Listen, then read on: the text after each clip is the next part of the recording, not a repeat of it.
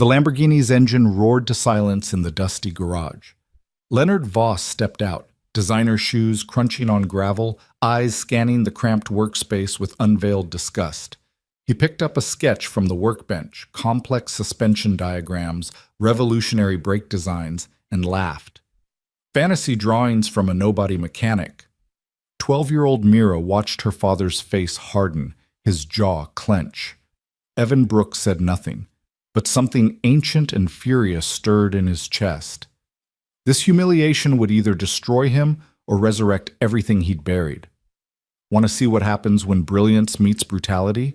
Stay until the end and comment your city below. Let's see how far this story travels. The California sun beat mercilessly through the skeletal frame of the garage's corrugated roof, casting prison bar shadows across oil-stained concrete.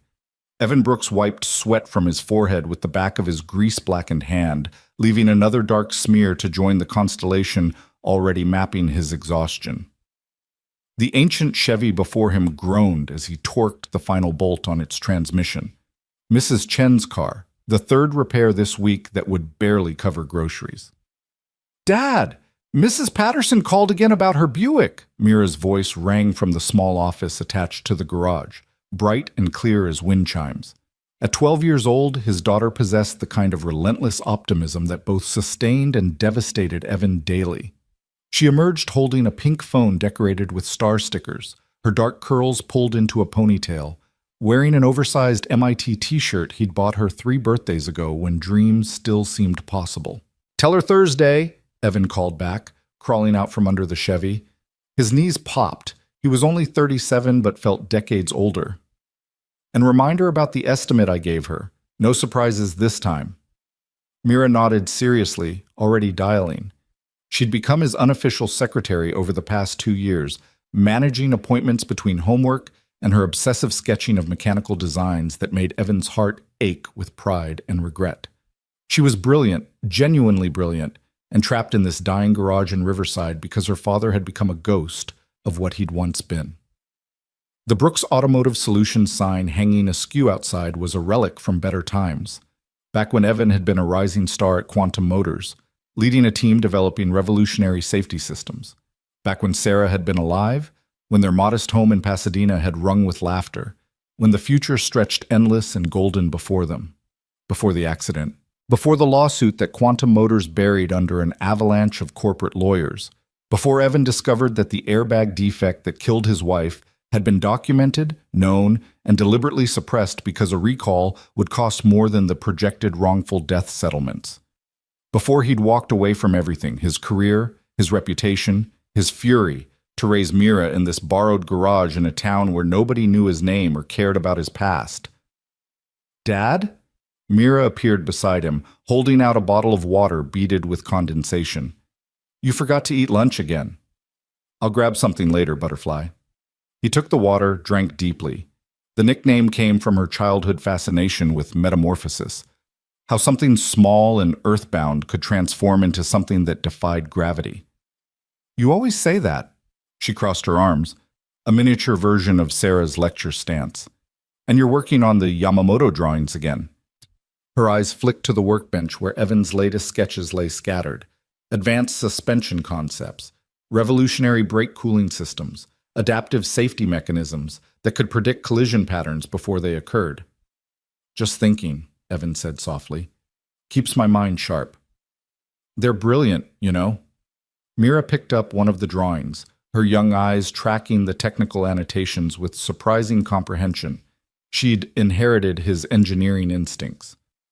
"Why don't you do something with them? Send them somewhere? Show someone?" "Show who, Butterfly?" "I fix cars now, that's enough." "But you could—" The roar of an engine cut her off. Not the tired wheeze of Riverside's usual vehicles, but a sound like liquid thunder, precision, and power compressed into mechanical poetry.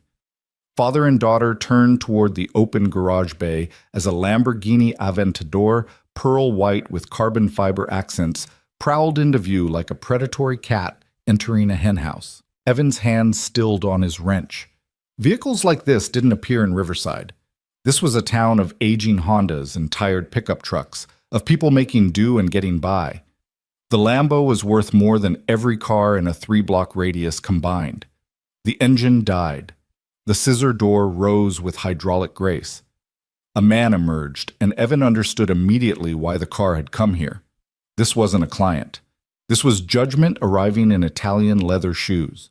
Leonard Voss stood roughly 6 feet tall, perfectly groomed silver hair swept back from a face that had never known genuine hardship. His suit probably cost more than Evan's monthly rent.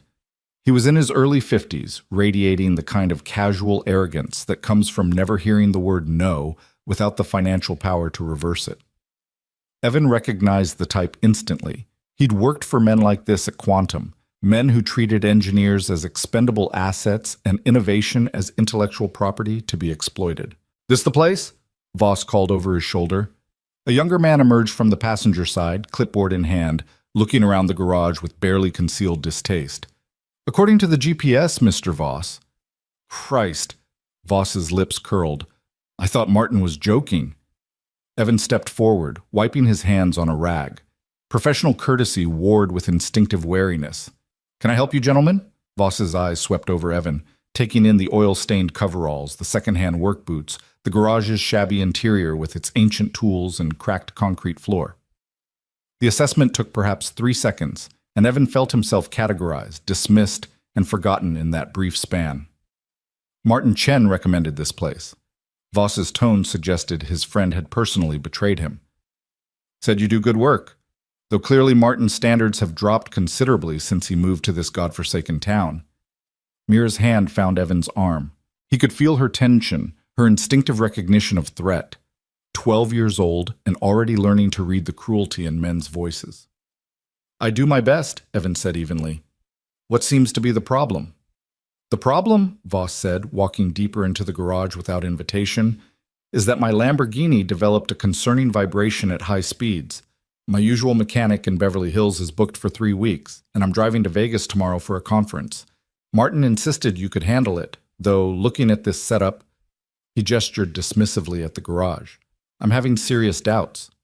I'd be happy to take a look." "I'm sure you would." Voss's smile was surgical. "Though I wonder if you've ever worked on anything manufactured in this century. Most of your clients seem to drive vehicles that predate the internet." The younger man, an assistant, Evan assumed, actually laughed at this. Mira's grip on his arm tightened. "Mr. Voss, if you'd prefer to, No. Voss waved a hand. "I'm here. Might as well let the local talent have a swing. Just try not to break anything expensive. The Aventador's worth about—" He paused, making a show of calculation. "Well, probably more than you'll earn in the next 5 years, so careful hands, yes?" Evan's jaw tightened. He'd faced this before, the casual contempt of men who measured worth in dollar signs and judged competence by zip code. But usually, Mira wasn't watching. Usually, he could swallow the humiliation without her seeing how deeply it cut. "I understand," he said quietly. "Keys?" Voss tossed them carelessly. Evan caught them one-handed, muscle memory from years of precision work overriding his anger. "Dad's one of the best mechanics in California," Mira said suddenly, her voice high and fierce. "People come from all over because he fixes things other mechanics can't." Voss's attention swiveled to her for the first time, eyebrows raised in amused surprise. "Is that so? And you are?" "His daughter, Mira." "Well, Mira." Voss's smile didn't reach his eyes. "I'm sure your father is very competent at what he does. Every town needs someone to keep the old junkers running. It's honest work." The words dripped with condescension. Nothing wrong with honest work. Evan felt something crack inside his chest. Not breaking, but shifting, like tectonic plates grinding before an earthquake. He'd endured the aftermath of Sarah's death, the collapse of his career, the years of rebuilding in obscurity. He'd swallowed pride and accepted his reduced circumstances. But watching this man speak to his daughter with such dismissive cruelty ignited something Evan thought he'd buried forever. "I'll get started," he said, voice carefully neutral. "Mira, why don't you work on your homework inside?" "But Dad..." "Inside, Butterfly." She went, but not before shooting Voss a look of pure 12-year-old loathing that would have been funny under different circumstances. Voss wandered deeper into the garage while Evan moved the Lamborghini onto the lift. The assistant hovered near the entrance, scrolling through his phone. Evan tried to focus on the vehicle, and it was magnificent, a masterpiece of engineering that made his fingers ache with appreciation, even as his heart burned with humiliation. He'd once designed systems for cars like this, had contributed innovations that luxury manufacturers used without credit. Now he was the mechanic they mocked. "What's all this?" Voss's voice carried from the workbench. Evan's heart sank. "These your fantasy drawings?" Evan turned to see Voss holding one of his sketches, a detailed technical drawing of an adaptive suspension system that could read road conditions in real time and adjust shock absorption for optimal safety and performance. It represented months of evening work, of calculations performed after Mira went to sleep, of a mind that refused to stop solving problems even when there was no one left to appreciate the solutions. "Just ideas," Evan said, walking over. "Nothing important." "Nothing important," Voss laughed, a genuine belly laugh of such pure condescension that Evan felt his hands curl into fists. "Oh, this is priceless. Marcus, come look at this." The assistant approached, glancing at the sketch. "What is it?" "Our mechanic friend here has been designing cars in his spare time." Voss held up the drawing like evidence in a trial. "Look at these calculations. My God, you've even got performance projections. What is this? Suspension components? Brake systems?" "Integrated safety architecture," Evan said quietly. "It's a concept for a concept." Voss's laughter intensified. "Did you hear that, Marcus? A concept. From a mechanic in Riverside who fixes Mrs. Chen's transmission. No offense, friend, but do you have any idea what goes into actual automotive engineering? We're talking teams of PhDs with decades of experience, computer modeling systems that cost millions, testing facilities, regulatory compliance." "I understand the process," Evan interrupted, his voice dangerously soft. "I used to what? Watch YouTube videos? Read automotive magazines?"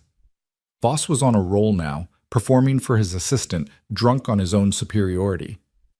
"Let me explain something about the real world, since you seem to be operating under some serious delusions. Men like me? We pay people with actual degrees, actual experience, actual credentials to design vehicles. We don't just wake up one morning and decide to sketch some lines on graph paper and call ourselves engineers." The assistant chuckled dutifully. Evan noticed the office door was slightly ajar. Mira was listening. Of course she was listening. And he was standing here silent and humiliated, proving every doubt she'd ever secretly harbored about why they lived in this garage, why they struggled, why her brilliant father had become a ghost. "These are fantasy drawings from a nobody mechanic," Voss continued, his voice rising with theatrical cruelty. "And you know what the saddest part is? You probably actually believe you've invented something revolutionary. You probably lie awake at night imagining that some CEO is going to walk through that door, see your sketches, and make you a millionaire." He dropped the papers back on the workbench with exaggerated disgust. "Life doesn't work that way, friend. Not for people like you." The garage fell silent except for the drip of the water heater in the corner. Evan stood frozen, every word landing like a physical blow, because some of them were true. He did lie awake imagining vindication, did dream of proving that Sarah's death had meant something, that the innovations he'd developed could save other families from the same tragedy. But hearing those dreams dissected with such casual cruelty, in front of his daughter, in the place where he'd rebuilt some fragile version of dignity. "My dad is smarter than you'll ever be." Mira stood in the office doorway, tears streaming down her face, fists clenched, her entire body shaking with fury and grief. "Mira," Evan started. "No!" She stormed forward, placing herself between Evan and Voss. "You don't know anything about him. He used to work for Quantum Motors. He led the engineering team. He created safety systems that saved lives."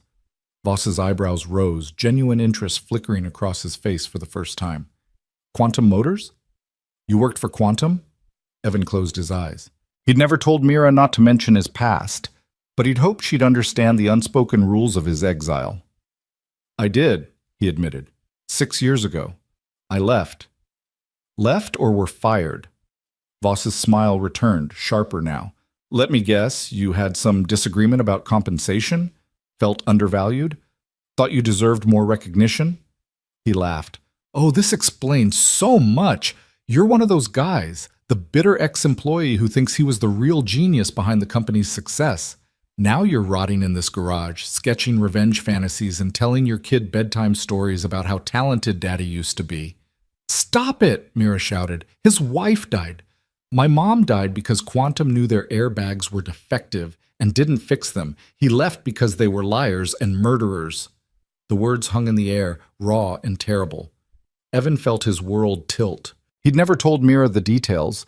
She'd been too young when Sarah died, and he'd wanted to protect her from the ugliness of corporate malfeasance, from understanding that her mother's death had been preventable, that profit margins had been valued more than human lives.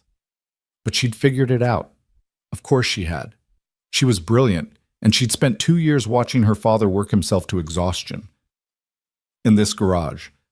Had seen the lawsuit papers he'd thought were hidden, had probably Googled the accident report and read every detail he'd tried to spare her.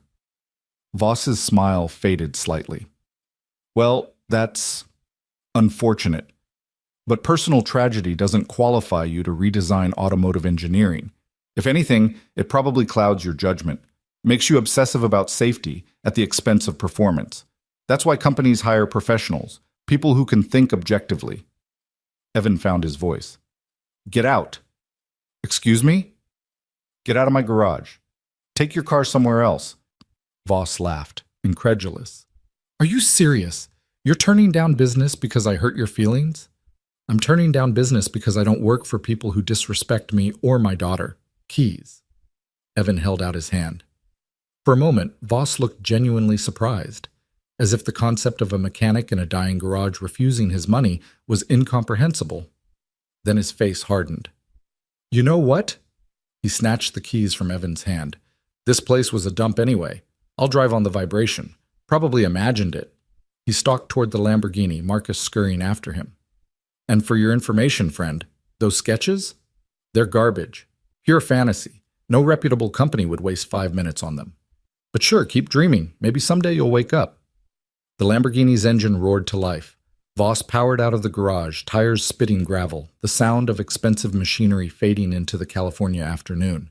Evan stood in the sudden silence, still shaking with adrenaline and suppressed rage. Mira rushed to him, wrapping her arms around his waist, her face pressed against his stained coveralls. I'm sorry, she whispered. I shouldn't have said anything about Mom. He was so mean. You don't need to apologize, Butterfly. Evan held her tight, his voice rough. Not for defending me. Not for any of this. He called your work garbage. I know. But it's not. It's brilliant. Anyone with eyes could see that. Evan looked at the scattered sketches on his workbench. Years of work, of channeling grief into innovation, of solving problems that had killed Sarah and could kill others. Voss was right about one thing. They were fantasy, not because the designs were flawed, but because Evan had no way to make them real. No company would listen to a disgraced ex-employee working out of a riverside garage. No investor would fund an engineer who'd walked away from the industry. His ideas would die here, unknown and unbuilt. Sometimes brilliant isn't enough, he said quietly. Mira pulled back, looking up at him with Sarah's eyes, dark and fierce and unwilling to accept defeat. Then we make it enough. We find someone who'll listen. We prove he's wrong. Mira, No, Dad. Listen. She grabbed his hands, her grip surprisingly strong. You taught me that good ideas eventually find the right people, that the truth doesn't stay buried forever. You taught me that. Had he? Evan wasn't sure what he'd taught her beyond survival and disappointment, but looking at his daughter's face, seeing her absolute faith in him, he felt something shift again in his chest. Not breaking, but perhaps healing. Perhaps remembering what he'd once been before grief and failure had worn him down. Maybe, he said softly. Maybe you're right. I am right.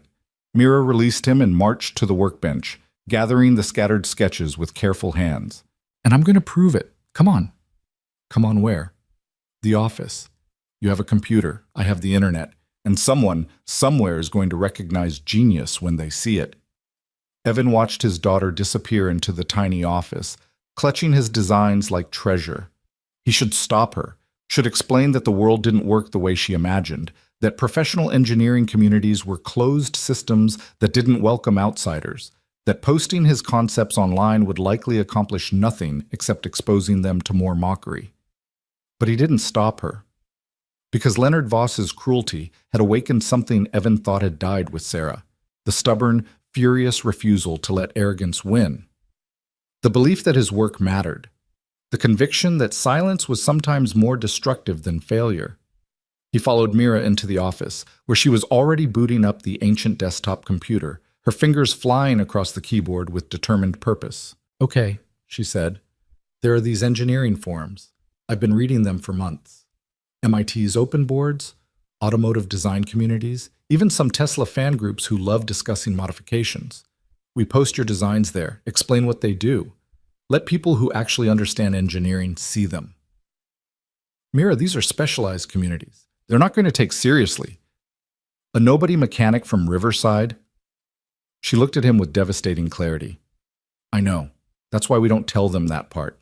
We just show the work. Let it speak for itself."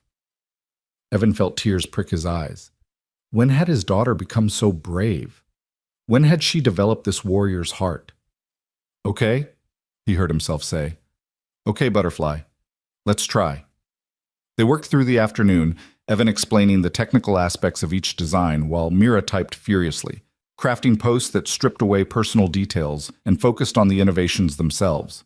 By sunset, they'd uploaded his adaptive suspension concept, his revolutionary brake cooling system, and his integrated safety architecture to 7 different forums and engineering communities. "Now we wait," Mira said, hitting the final submit button. "And hope," Evan added. "No." She turned to him, her face serious beyond her years. "Not hope. We know, because you're brilliant, Dad.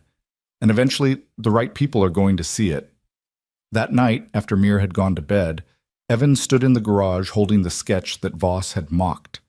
He studied the lines and calculations he'd poured months into creating, trying to see them objectively. Were they garbage? Fantasy drawings from a nobody mechanic? Or were they something more?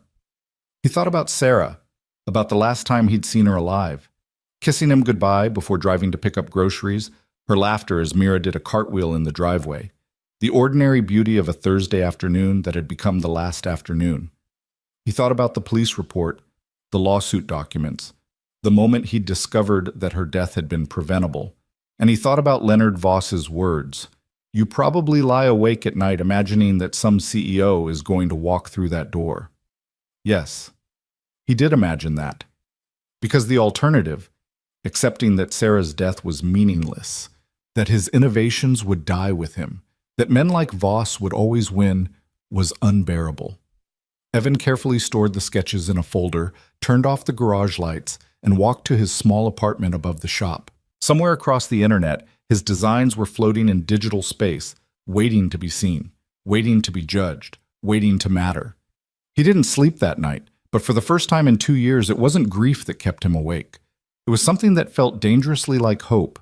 3 days passed like water through cupped hands. Slow enough to feel each hour, fast enough that Evan couldn't quite believe it was Friday morning when Mira burst into the garage waving her phone like a flag of victory. "Dad! Dad, you have to see this!" Evan looked up from the Buick he was working on, transmission fluid coating his forearms. Mrs. Patterson's repair had turned into a nightmare of corroded bolts and stripped threads, the kind of job that ate time and profit in equal measure. "Butterfly, I'm right in the middle of—" "Forget the Buick." She skidded to a stop beside him, breathless, her eyes blazing with an intensity that made his stomach flip. "Your posts are blowing up, like actually blowing up." He wiped his hands on a rag, slowly, buying time to manage expectations. They'd checked the forums obsessively for 2 days, a handful of views, a couple of generic comments, nothing suggesting anyone of importance had noticed. By yesterday, Evan had convinced himself the whole exercise had been therapeutic, but ultimately futile. The world didn't work on merit alone. He'd learned that lesson the hard way. "Show me," he said, keeping his voice carefully neutral. Mira thrust the phone at him. The screen showed one of the engineering forums they'd posted to, but the view counter had exploded. Over 40,000 views on the adaptive suspension post alone. The comment section scrolled endlessly, filled with technical analysis, heated debates, users tagging other engineers and researchers. "Look at this one," Mira said, navigating to a comment near the top. "This guy works at BMW's Munich facility. He's calling your brake cooling system potentially revolutionary. And here," she scrolled frantically, "someone from MIT's mechanical engineering department wants to know who designed this because they've been working on similar concepts for 3 years and haven't solved the heat dissipation problem you figured out." Evan's hands started shaking. He read the comments with growing disbelief. These weren't casual observers or amateur enthusiasts. They were credentialed professionals, people with decades of experience, and they were taking his work seriously, more than seriously. They were dissecting it, stress testing the concepts, identifying applications he hadn't even considered. "There's more," Mira said, her voice dropping to something almost reverent. "Someone shared your integrated safety architecture post to a private forum for automotive executives. Dad, people at Tesla saw it. People at Ferrari." "Ferrari?" The word came out as barely a whisper. "Ferrari," Mira confirmed. She pulled up another thread, this one on a more exclusive platform requiring industry credentials to access. Someone had screenshotted the discussion and shared it publicly. Evan recognized several names in the thread.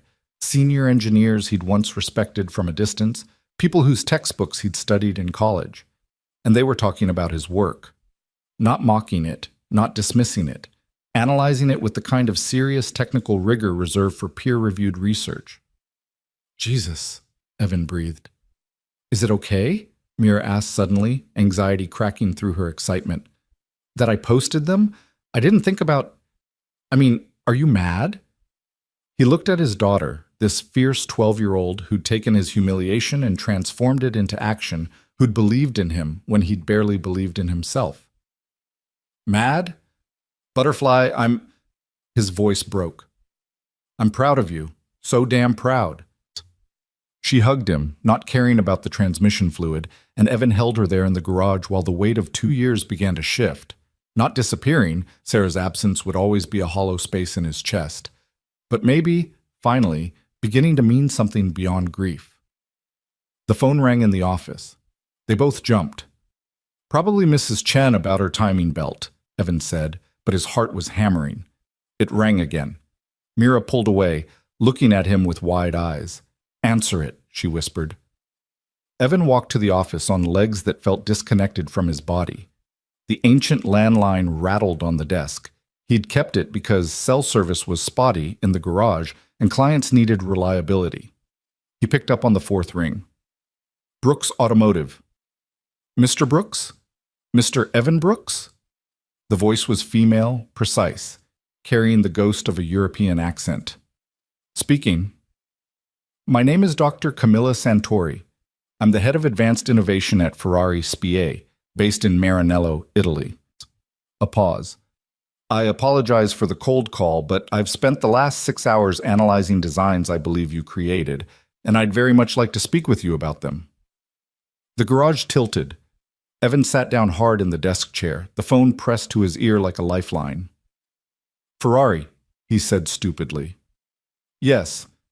I realize this must seem unusual, but your work appeared on several engineering forums we monitor for emerging talent and disruptive concepts. Your integrated safety architecture specifically, I've had 3 of my senior engineers reviewing the calculations since yesterday afternoon." Another pause. "Mr. Brooks, are you the sole creator of these designs?" "I am." His voice sounded distant, like someone else was speaking through his mouth. "And you're currently working as an independent mechanic in Riverside, California?" "Yes." "May I ask why?" The question wasn't judgmental, just genuinely curious, the way a scientist might ask about an unexpected data point. Evan closed his eyes. "That's a long story, Dr. Santori." "I'm sure it is. Mr. Brooks, I'm going to be direct because my schedule is fairly unforgiving. The concepts you've posted represent solutions to problems Ferrari has been struggling with for over 3 years. Your brake cooling system alone would give us a significant competitive advantage in Formula One applications. Your suspension design could revolutionize how we approach adaptive handling. And your safety architecture, her voice softened slightly, if implemented correctly, could save lives. Many lives.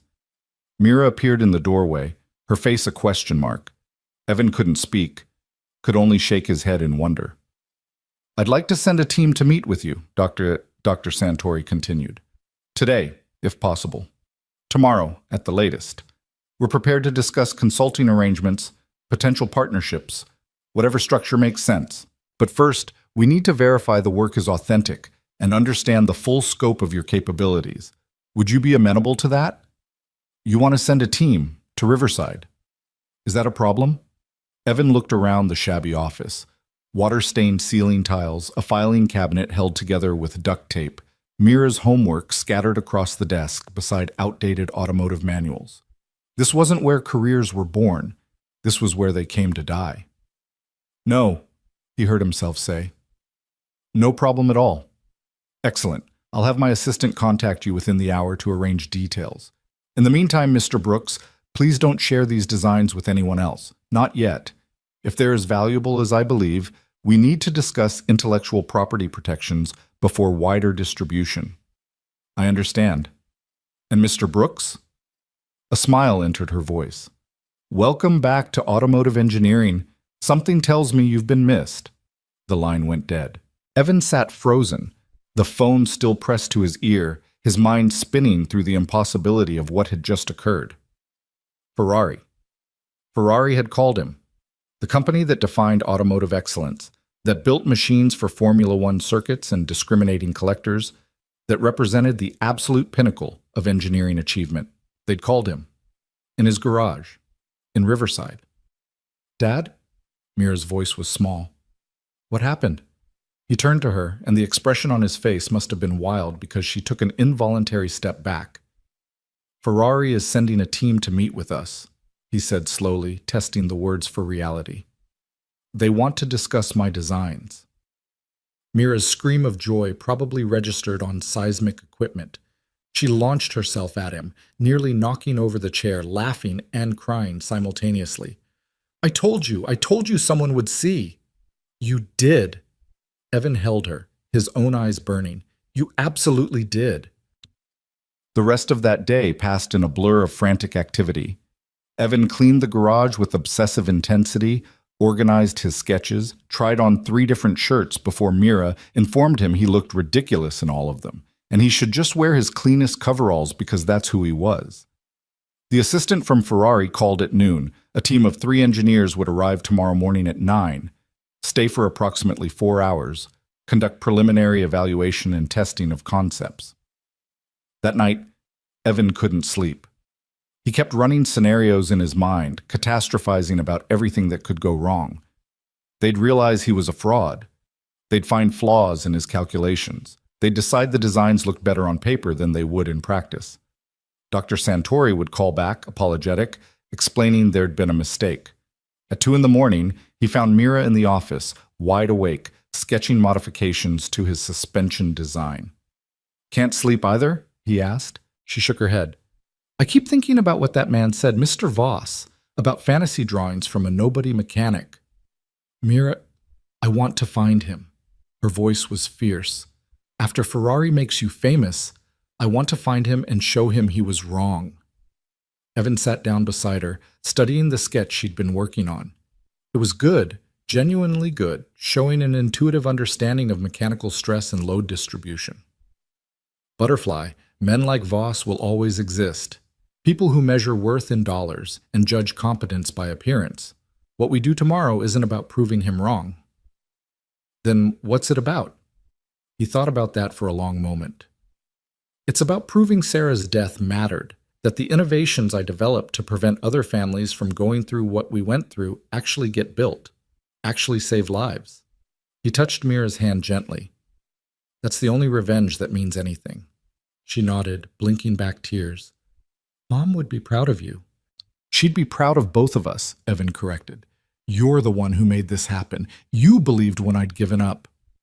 You never gave up, Mira said softly. You kept designing. You kept solving problems. That's not giving up. Maybe she was right. Maybe survival itself was a form of resistance, a refusal to let grief win completely. Evan had kept his mind sharp, kept his skills honed, kept working even when there was no audience and no recognition. And now, impossibly, that work might actually matter. They went to bed around 3, managing a few hours of restless sleep before dawn broke over Riverside. Evan was showered and dressed by 7, drinking his 4th cup of coffee, when Mira appeared looking equally exhausted and wired. "Ready?" she asked. "Absolutely not," she grinned. "Good. Me neither." At 8:47 a.m., a black Mercedes SUV pulled into the garage lot. Evan watched from the doorway as 3 people emerged. Dr. Santori, immediately recognizable from the photos he'd frantically Googled the night before, accompanied by 2 men in their 40s carrying equipment cases. Dr. Camilla Santori was striking in person, late 50s, silver-streaked dark hair pulled back severely, wearing elegant slacks and a blazer that somehow looked both professional and ready for hands-on work. Her eyes, Evan noticed immediately, were the eyes of someone who'd spent decades evaluating machinery and people with equal precision. "Mr. Brooks?" She extended her hand, her grip firm and warm. "Thank you for accommodating us on such short notice." "Thank you for coming." Evan was acutely aware of the garage's shabbiness, the oil stains on the concrete, the ancient tools hanging on pegboard walls. "I apologize for the accommodations. I wasn't expecting—" "Please." She waved off his concern. Some of Ferrari's most important innovations were developed in workshops that made this look palatial. Genius doesn't require luxury. She gestured to her companions. "This is Marco De Luca, Senior Systems Engineer, and James Chen, Computational Modeling Specialist." They shook hands, both men studying Evan with unconcealed curiosity. He recognized their type immediately. Career engineers, the kind of deep specialist who spoke in equations and thought in force diagrams. "And who is this?" Dr. Santori asked, noticing Mira hovering behind Evan. "My daughter, Mira." "Ah." Dr. Santori crouched slightly to meet Mira's eyes. "I understand you're the one who posted your father's designs online." Mira nodded, suddenly shy. "That took courage," Dr. Santori said seriously, "and excellent judgment. You may have changed the trajectory of automotive safety innovation. That's not something many 12-year-olds can claim." Mira's face blazed with pride. Evan felt his throat tighten watching them. "Now then." Dr. Santori straightened, all business. "Shall we begin? I'd like to review your complete portfolio of designs, discuss your methodologies, understand the scope of your research. Marco and James will run some preliminary stress tests and computational models to verify your calculations. If everything checks out, and I suspect it will, we'll move to more substantive discussions about next steps." The next 4 hours were among the most intense of Evan's professional life. He walked them through each design, explaining his reasoning, demonstrating the problems he'd identified and the solutions he'd developed. Dr. Santori asked razor-sharp questions that tested the depth of his understanding. Marco challenged his structural assumptions with hypothetical scenarios. James ran his calculations through sophisticated modeling software, looking for flaws or oversights. Evan held his ground. More than that, he thrived. This was the world he'd been exiled from, the world of serious engineers solving serious problems, and being back in it felt like oxygen after years of suffocation. He elaborated on concepts, sketched modifications in real time, engaged with their challenges, and incorporated their insights. "This section here," Marco said, pointing to the adaptive suspension design. "The sensor array for reading road conditions. You've specified a refresh rate of 100 Hz. That's faster than most current systems." "It needs to be," Evan explained. "Standard systems react to changes after they've occurred. I want prediction, not reaction. The sensors need to read conditions far enough ahead that the suspension can adjust before the vehicle encounters the irregularity. That requires faster processing. The computational load would be significant, which is why I've designed a dedicated neural processing unit specifically for this function." Evan pulled out another sketch. "See, it's not running through the main vehicle computer. It's a specialized system focused solely on suspension optimization." James looked up from his laptop. "Jesus, You've essentially designed a purpose-built AI for suspension control. I wouldn't call it AI exactly. I would, James interrupted. This is machine learning architecture. Pattern recognition, predictive modeling, real-time adjustment based on accumulated data. Mr. Brooks, do you understand what you've created here? Evan met his eyes. A system that could have saved my wife's life if it had existed 3 years ago. The garage fell silent. Dr. Santori studied him with new understanding. The accident that killed her, Evan continued, his voice steady despite the pain. Investigation determined the vehicle's suspension failed to compensate for a pothole at highway speed. The resulting loss of control led to the crash.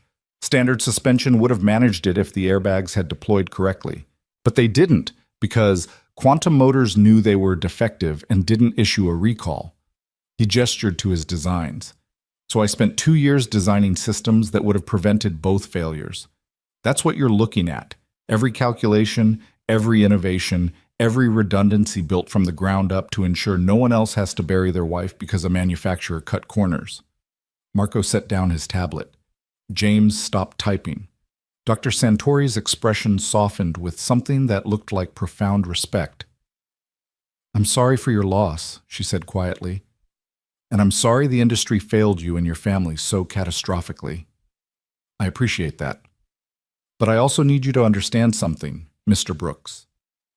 She moved closer, her voice intense. "What you've created here transcends personal tragedy. These aren't just grief projects or revenge designs. They represent genuine advances in automotive safety and performance. Your brake cooling system solves thermal management problems we've been struggling with for years. Your suspension design could revolutionize adaptive handling across every vehicle class. And your integrated safety architecture, if properly implemented, could reduce traffic fatalities by as much as 30% according to preliminary models." 30%? Evan's voice cracked. 30%, James confirmed, turning his laptop around to show complex statistical projections. That's conservative. If we account for adoption across all vehicle classes and factor in the machine learning improvements over time, we could be looking at 40, maybe 45% reduction in fatal accidents within a decade of full implementation. The numbers were staggering. Evan had known his systems were good, had believed they were important, but hearing professional confirmation that they could save tens of thousands of lives annually made his knees weak. "We need to test them, Doctor," Santori said, rigorously, in controlled environments with full instrumentation. But based on what I've seen today, I'm prepared to make you an offer. Ferrari wants to fund comprehensive development and testing of your safety architecture, with you as lead consultant. We'll provide facilities, staff, resources, whatever you need.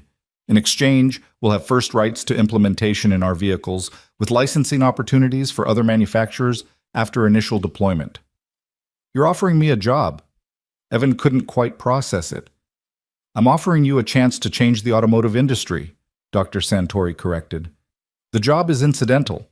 What matters is ensuring these innovations don't die in a riverside garage because one man was too proud or too hurt to try again." "I'm not proud," Evan said softly. "I'm terrified." "Good." She smiled. "Terror means you understand the stakes. Now I have one more question, and I need you to answer honestly. Are you willing to present these findings publicly? At a major automotive summit, in front of industry leaders and competitors?" Evan's stomach dropped. "How public?" "The Global Automotive Innovation Summit in Detroit. 2 weeks from now. 1,500 attendees, including executives from every major manufacturer, NASA representatives, NHTSA officials, academic researchers. It's the single largest gathering of automotive minds in the world." She paused. "And it's where reputations are made or destroyed.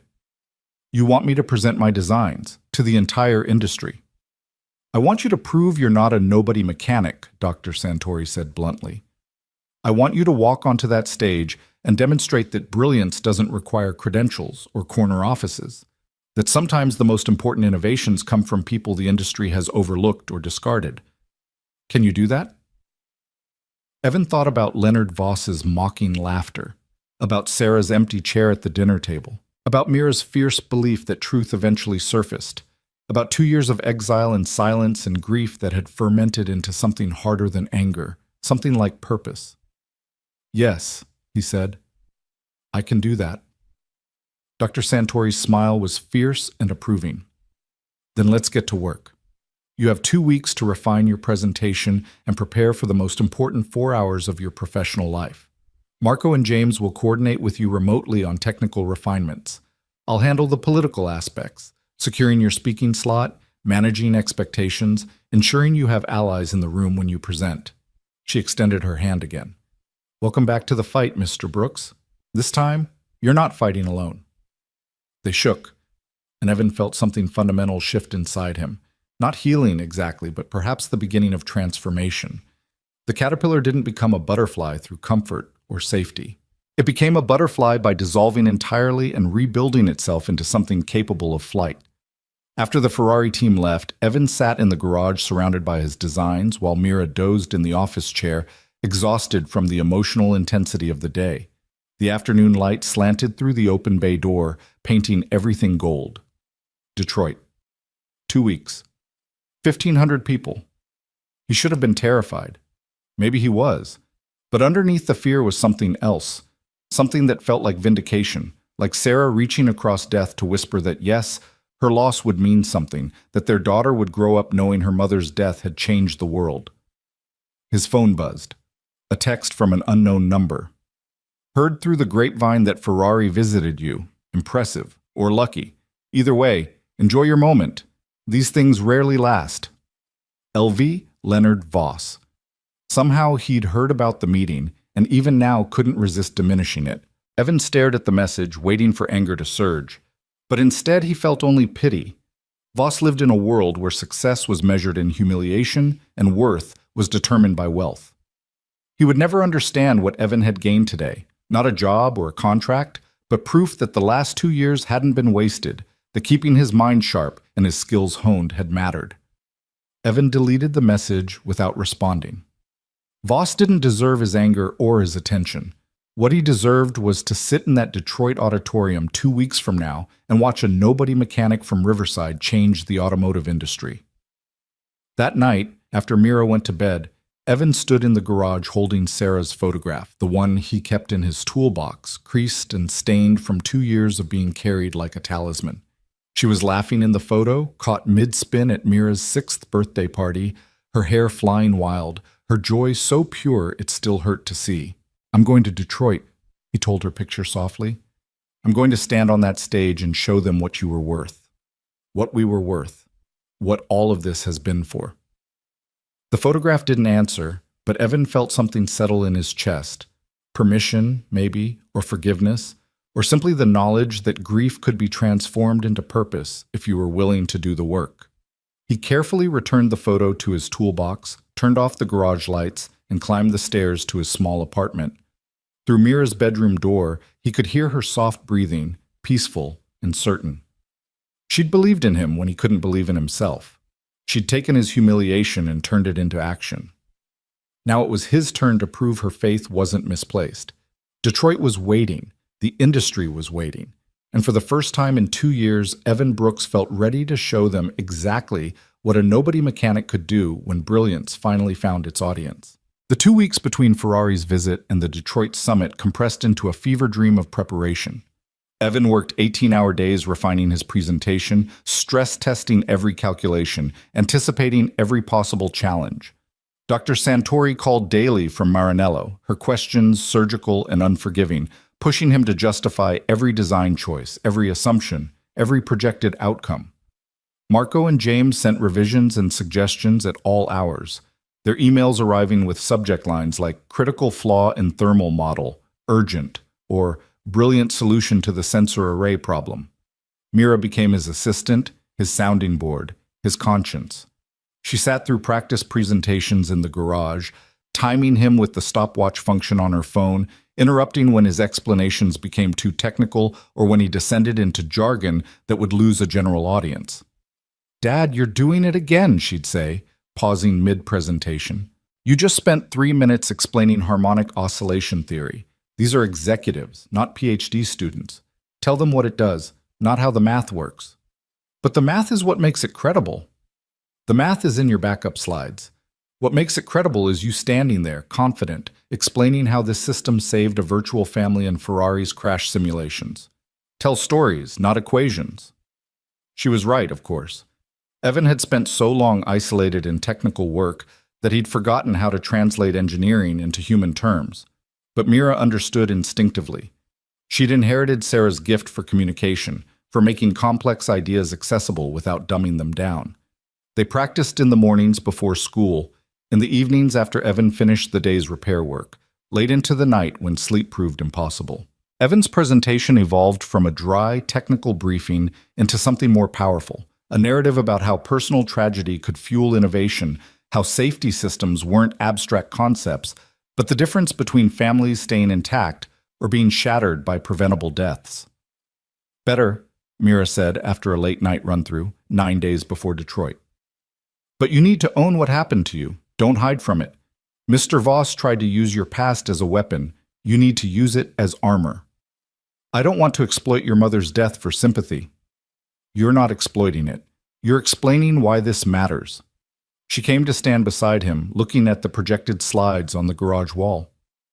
Everyone in that room has lost someone, Dad. Everyone understands grief.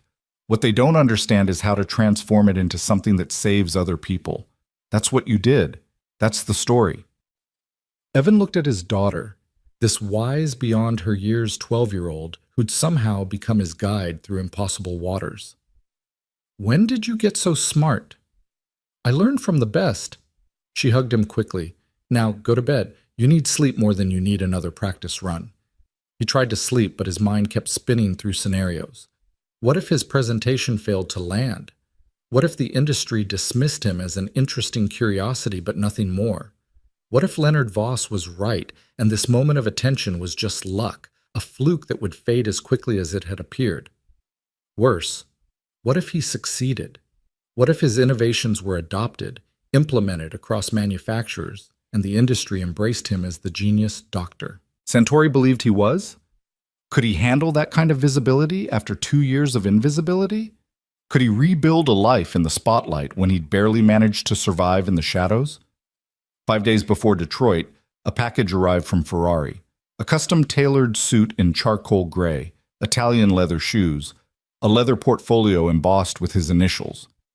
The accompanying note from Dr. Santori read, "Genius deserves proper presentation. See you in Detroit. CS." Evan stared at the suit for a long time. It represented everything he'd walked away from: professional success, industry respect, the trappings of achievement. Putting it on felt like stepping back into a skin he'd shed, and he wasn't sure it would still fit. "Try it on," Mira urged. He did, standing awkwardly in their tiny bathroom while she adjusted the collar and smoothed the shoulders. "You look like Dad again," she said softly. "The Dad from the old photos. The one who worked at Quantum. Is that good?" "It's not good or bad, it's just you. The real you, not the garage version." She met his eyes in the mirror. "You've been hiding, Dad.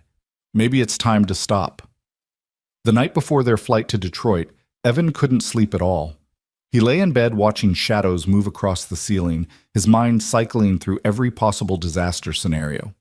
At 3 a.m., he gave up and went down to the garage, intending to run through his presentation one more time. He found Mira there, sitting at his workbench, reading through the printed version of his slides by lamplight. "Butterfly, what are you doing up?" She looked at him with eyes that seemed too old, too knowing. "I keep thinking about what happens after. When you're famous and everyone wants to work with you. When you're traveling and doing consulting and don't have time for this garage anymore." Evan sat beside her, his heart aching. "Is that what you're worried about? That I'll leave?" "Not leave exactly, just change. Become someone different. Someone who doesn't have time for me." He took her hands, holding them gently. "Mira, listen to me. Whatever happens in Detroit, whatever opportunities come from this, you are my priority. Always. You're the reason I kept working when giving up would have been easier. You're the reason I'm standing on that stage tomorrow. Everything I do so you can have the life your mother and I dreamed for you." "But what if—" "No, what ifs. Here's what I know.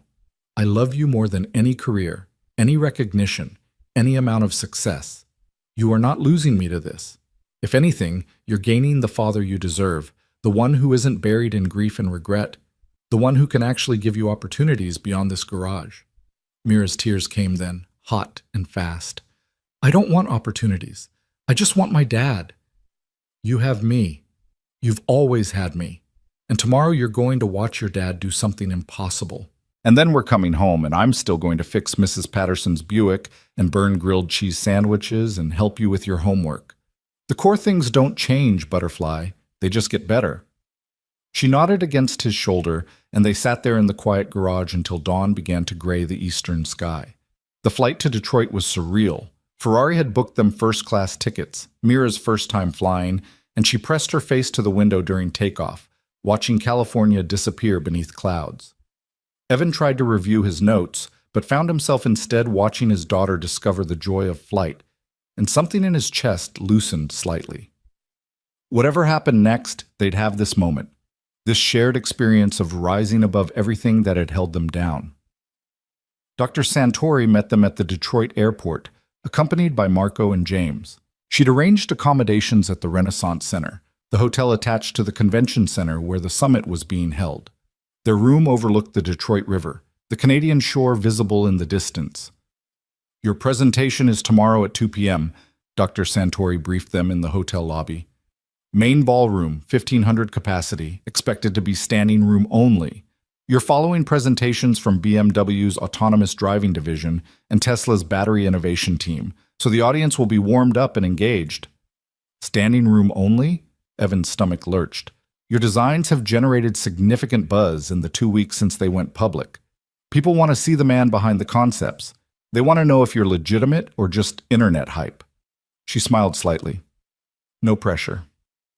That evening, Ferrari hosted a private dinner for key stakeholders, automotive executives, research directors, a handful of journalists from industry publications. Evan found himself seated between a senior vice president from BMW and a department head from NASA's Vehicle Safety Division, both of whom grilled him politely but intensely about his methodologies.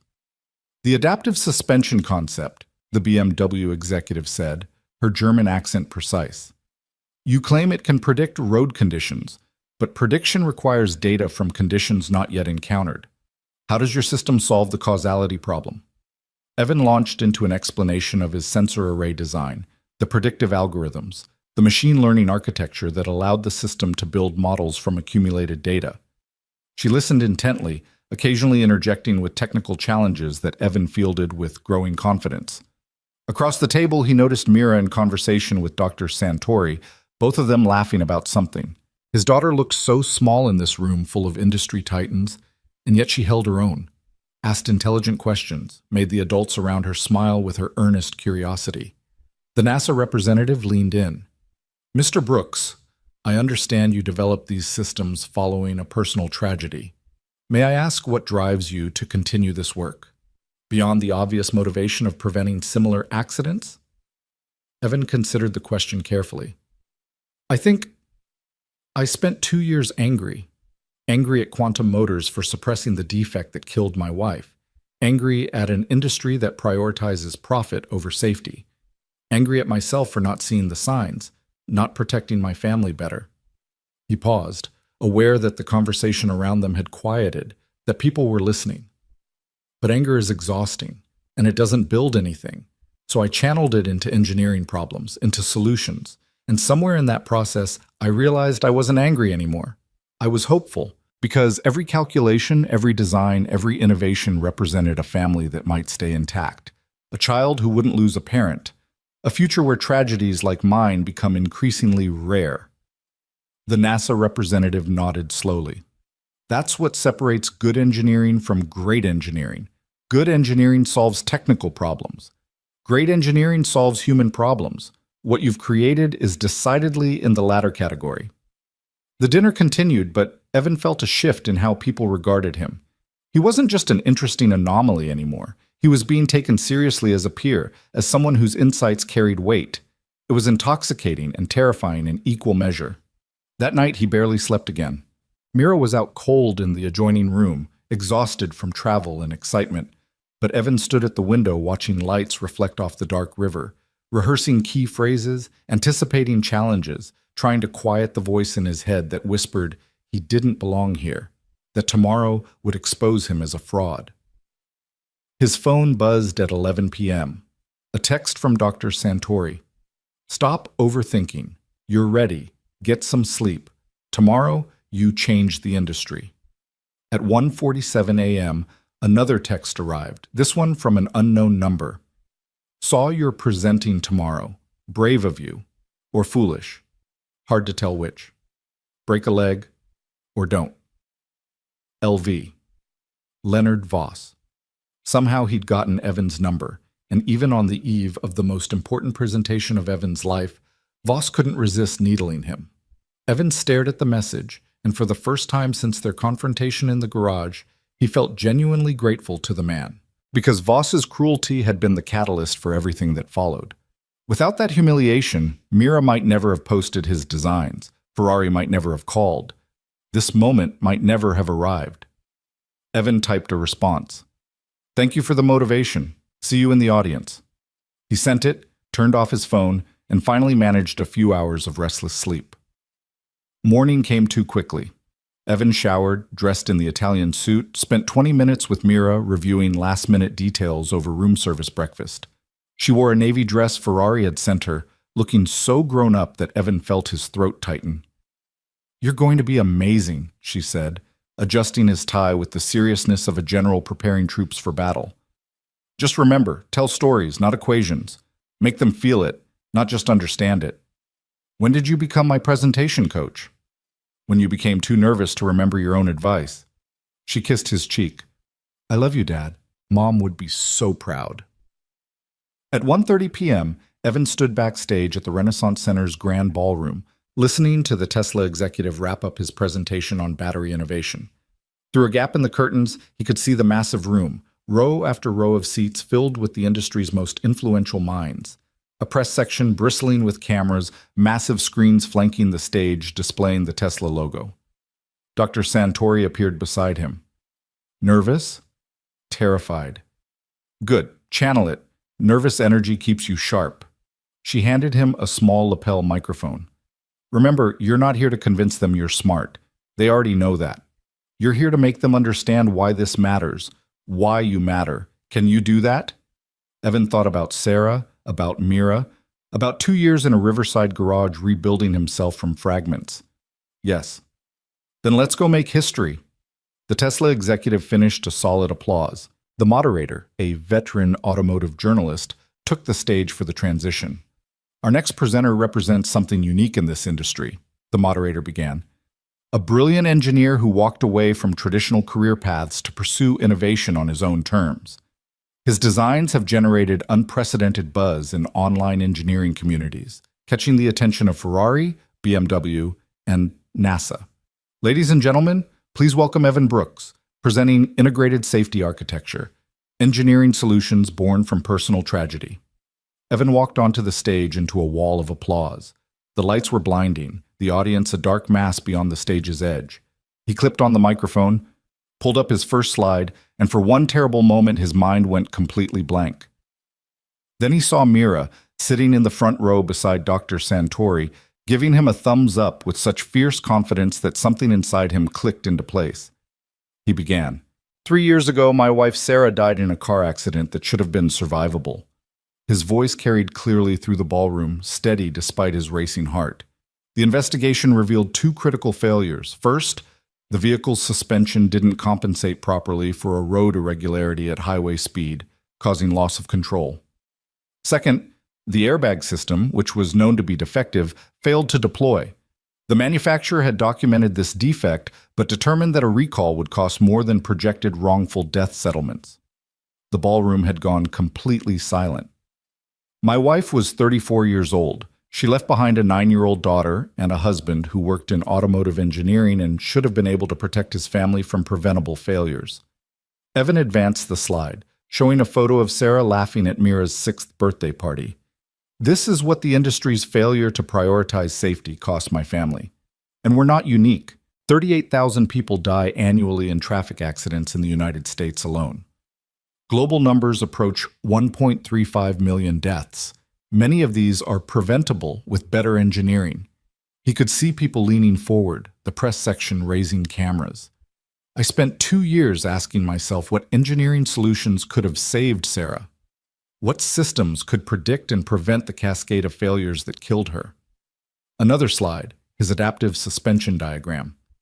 This is what I developed: an integrated safety architecture that combines predictive suspension management, redundant safety deployment systems, and real-time risk assessment using machine learning algorithms. For the next 45 minutes, Evan walked them through his innovations. He showed Ferrari's crash simulation data demonstrating 30% reduction in fatal impacts. He presented NASA's preliminary analysis suggesting applications beyond automotive use. He displayed thermal models from BMW's Munich facility, confirming his brake cooling system solved problems their team had struggled with for years. But he didn't just present data. He told stories. He described the moment he'd realized standard suspension systems were fundamentally reactive, always responding to conditions after they occurred rather than anticipating them. He explained how his integrated safety architecture treated vehicle safety as a holistic system rather than a collection of independent components. Traditional approach treats safety features like airbags, crumple zones, and stability control as separate systems, Evan explained, his confidence growing as he hit his rhythm. My architecture integrates them into a unified system that communicates constantly, predicts potential failure cascades, and activates redundancies before primary systems fail. It's not revolutionary technology. It's revolutionary thinking about how existing technologies communicate. The questions started during his presentation, industry leaders interrupting with technical challenges. Evan welcomed them, fielded each one with detailed responses, used challenges as opportunities to demonstrate the depth of his research. "Mr. Brooks," called out a woman from the BMW section. "Your predictive models assume perfect sensor function. What about sensor degradation over time? Calibration drift? Environmental factors that corrupt data?" "Excellent question," Evan responded. "That's addressed in my redundancy architecture. The system uses multiple sensor arrays with different technologies, optical, radar, and physical pressure sensors. They cross-validate constantly. If one array starts showing drift, the others compensate while triggering a maintenance alert. The system degrades gracefully rather than failing catastrophically." A man in the Tesla section stood. "The computational requirements for real-time processing of this much data must be enormous. How do you prevent processing lag that could make predictions arrive too late?" "I designed a dedicated neural processing unit specifically for this function," Evan explained, pulling up the relevant diagram. "It's not running through the main vehicle computer. It's a specialized system focused solely on safety calculations, with priority processing that bypasses normal computational queues. Think of it as a dedicated safety coprocessor." The questions continued, each one allowing Evan to demonstrate that he'd thought through every angle, anticipated every objection, designed solutions for every potential failure point. Then, from the front row, a familiar voice cut through the discussion. "Mr. Brooks, Leonard Voss, Voss Technologies." The man stood, his expression unreadable. "Your presentation is impressive, certainly, but I'm curious about practical implementation. You've been working in a small garage in Riverside for the past 2 years. No major funding, no research team, no access to testing facilities.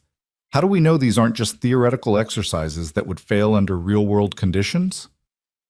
The ballroom went quiet, everyone sensing the edge in Voss's question. Evan looked at the man who'd mocked him, humiliated him, called his life's work fantasy drawings from a nobody mechanic, and he smiled. "Mr. Voss, I appreciate the question." Evan's voice was calm, even warm. "You're right that I've been working independently, without traditional resources. But that's actually been an advantage, not a limitation.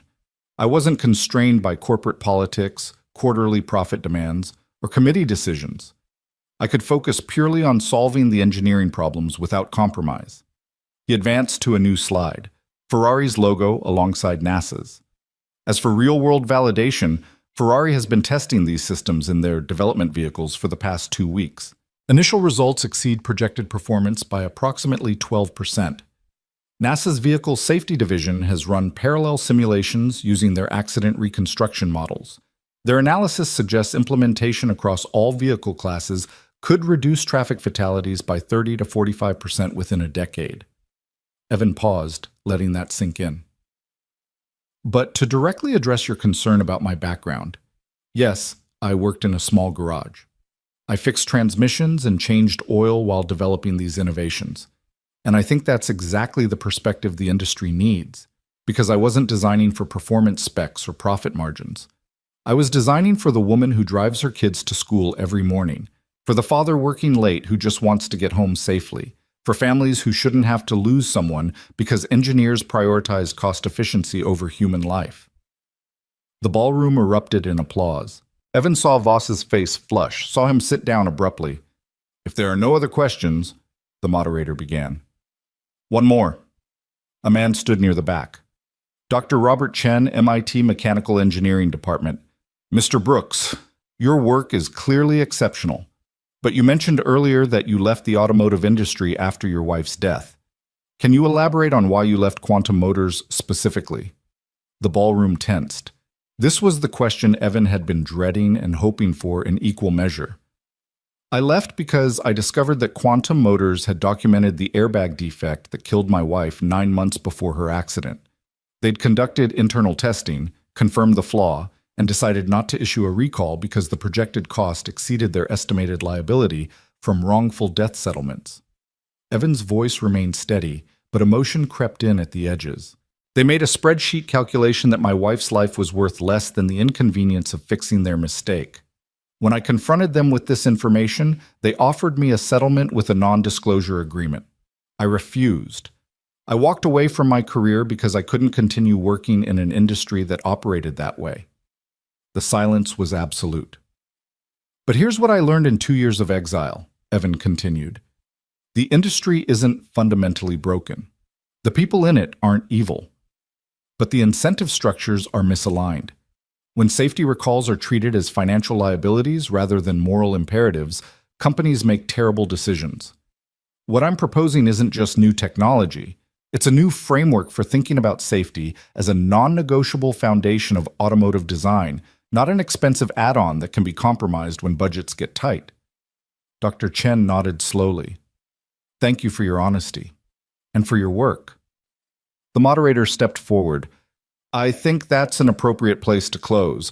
Mr. Brooks, thank you for a truly remarkable presentation. Let's show our appreciation." The applause was thunderous, sustained, people rising to their feet. Evan stood on the stage, momentarily overwhelmed, watching 1,500 industry leaders acknowledge not just his work, but his pain, his perseverance, his refusal to let grief win.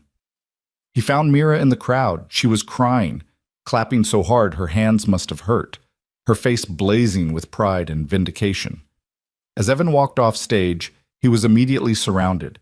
Executives pressing business cards into his hands, journalists requesting interviews, researchers wanting to discuss collaboration. Dr. Santori materialized from the chaos, gripping his arm firmly. "Not now," she told the crowd. "Mr. Brooks needs a moment. We'll arrange proper meetings through Ferrari's coordination team." She guided him to a quiet corridor backstage, where Mira launched herself at him with such force he staggered. "You did it," she sobbed into his suit jacket. "Dad, you were perfect. Did you see their faces? Did you hear them clapping?" "I heard them, Butterfly." Evan held her tight, his own eyes burning. "We did it. Together." Dr. Santori watched them with an expression that might have been maternal pride. "That was one of the finest presentations I've witnessed in 30 years in this industry. You didn't just present engineering solutions, Evan. You reminded everyone in that room why we do this work, why it matters." "What happens now?" Evan asked, still dazed. "Now? Now everything changes." She smiled. "But first, you have about 200 people who want to talk to you. Ready?" Evan looked at Mira, who nodded encouragingly. He thought about Leonard Voss sitting in the front row, forced to watch a nobody mechanic electrify the industry.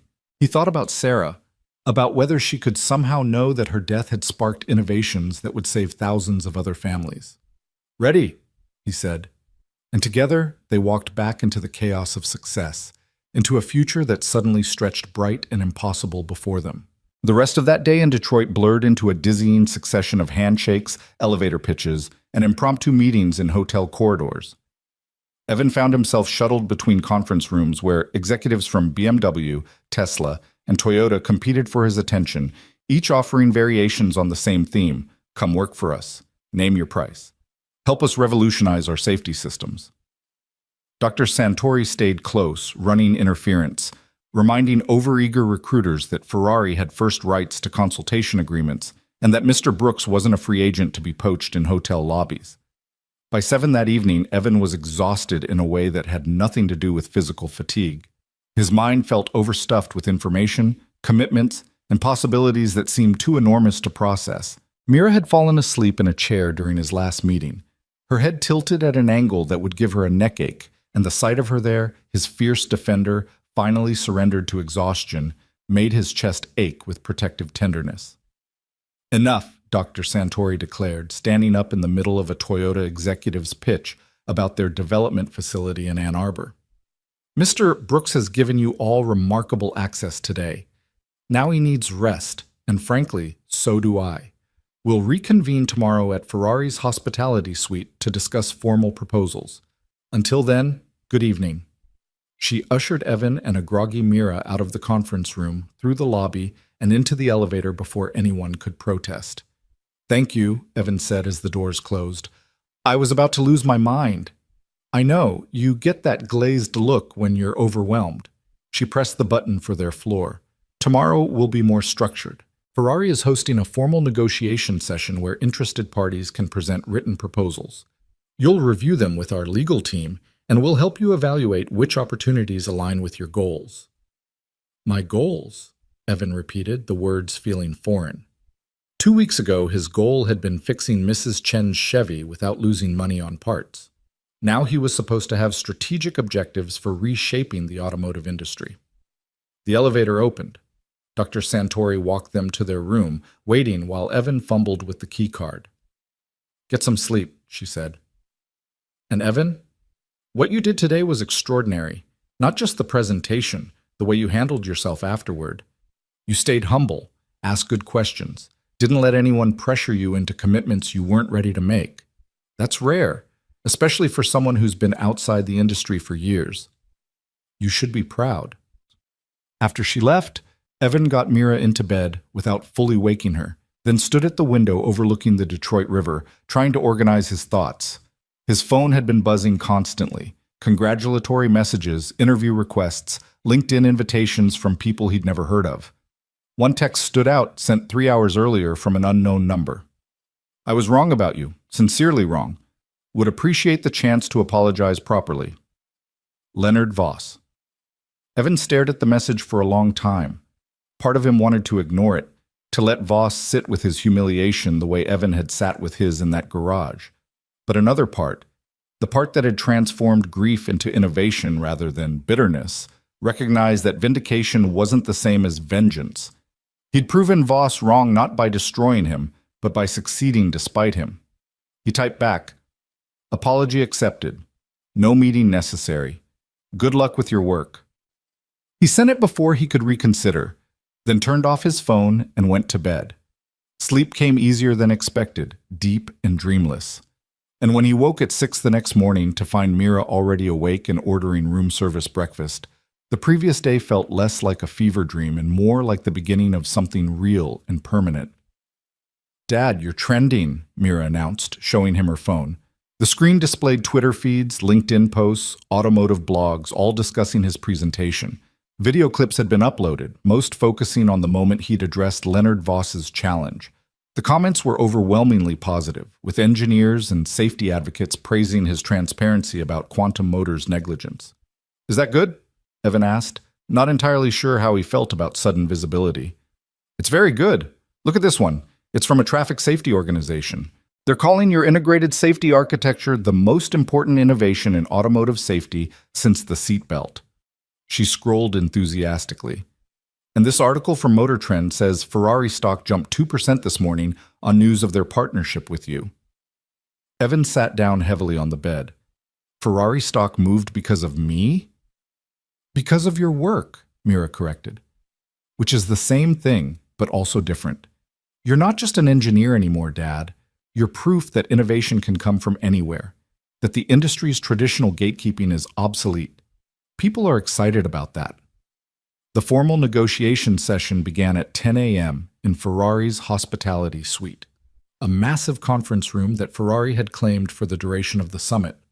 Dr. Santori presided over the meeting with the efficiency of a general directing troops, while Evan sat at the head of a long table flanked by Ferrari's legal counsel and technical advisors. Representatives from 8 major manufacturers took turns presenting proposals, each more ambitious than the last. BMW offered to establish a dedicated safety innovation lab in Munich with Evan as director, annual budget in the 8 figures, staff of 50 engineers. Toyota proposed a joint venture developing his systems for mass-market vehicles, promising implementation across their entire production line within 3 years. Tesla's pitch focused on integration with their autonomous driving platform, arguing that Evan's predictive safety systems were the missing piece in their self-driving architecture. Each presentation came with salary figures that made Evan's head spin. He'd been living on maybe $40,000 a year from the garage, budgeting carefully to keep Mira fed and clothed and the lights on. Now companies were discussing compensation packages in the high 6 figures, stock options, performance bonuses that exceeded his entire lifetime earnings to date. "I need to think about this," Evan said after the last presentation concluded. "These are all incredible opportunities, but I can't make a decision of this magnitude without careful consideration." "Of course," Dr. Santori said smoothly. "We'll give you time to review the written proposals, discuss them with advisors, determine which path aligns best with your vision. But Evan, I do want to say one thing before we adjourn." She stood, commanding the room's attention. "Many of you are treating this as a bidding war for a valuable asset. And yes, Evan's skills and innovations are valuable. But let's not lose sight of what makes his work truly revolutionary. It's not just technical brilliance, it's moral clarity. He didn't develop these systems to advance his career or maximize profit. He developed them because his wife died, and he refused to let that death be meaningless. Any partnership that loses sight of that motivation, that tries to commercialize his work without honoring its origins, will fail, not just contractually, but ethically." The room fell silent. Several executives shifted uncomfortably. "Ferrari is proposing something different," Dr. Santori continued. "We want to fund a research center in Riverside, California, the Evan Brooks Automotive Innovation Center. Evan will serve as director with complete autonomy over research priorities. We'll provide funding, facilities, and staff, but the center will operate independently with a mission focused exclusively on safety innovation for public benefit. Commercial applications will generate revenue, but they'll be licensed broadly rather than held as Ferrari exclusives. We believe this model honors both the work's origin and its potential impact." She turned to Evan. "You'd have the freedom to pursue innovations without corporate pressure, the resources to test and implement them properly, and the institutional support to ensure they actually save lives rather than gathering dust in patent portfolios.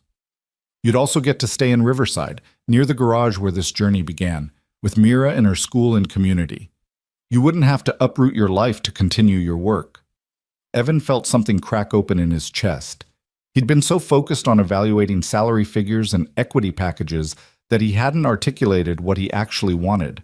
But hearing Dr. Santori describe it, he knew immediately she'd understood something the other executives had missed. He didn't want to work for a corporation again, didn't want quarterly reviews and profit expectations and committees deciding which innovations were commercially viable. He wanted to do what he'd been doing in that garage, solving problems that mattered, at his own pace, answerable only to the families his work might protect. "That sounds perfect," he said quietly. "That's exactly what I want."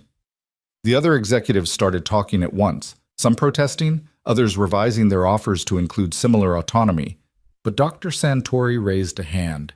"Gentlemen, ladies, I believe Mr. Brooks has made his preference clear. You're welcome to submit revised proposals through our legal team, but please understand that Ferrari isn't just offering money. We're offering partnership that respects the human element of this work." She smiled slightly. Meeting adjourned.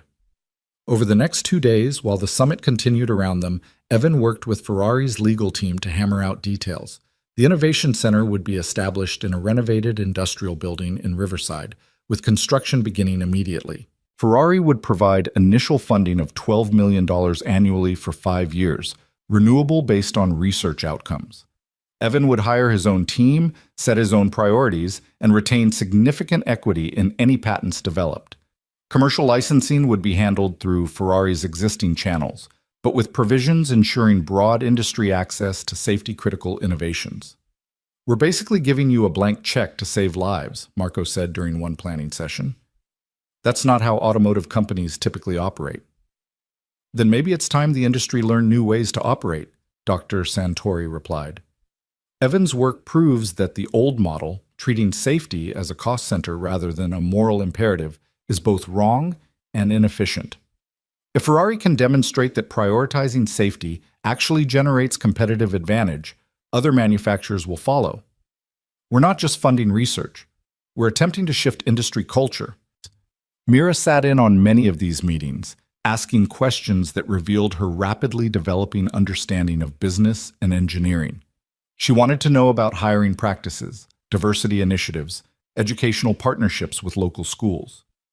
Several executives looked surprised that a 12-year-old was participating in high-level strategic discussions, but Dr. Santori treated her contributions seriously. "You're thinking about community impact," Dr. Santori said approvingly after Mira suggested partnering with Riverside Community College to create apprenticeship programs. "That's excellent. The Innovation Center shouldn't just be an isolated research facility. It should be an economic engine for the entire region."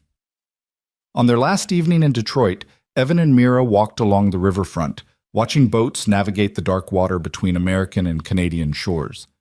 The summit was winding down, attendees heading to airports, returning to their ordinary lives. But nothing about Evan's life would be ordinary anymore, and he was still processing what that meant. "You're quiet," Mira observed. "Just thinking?"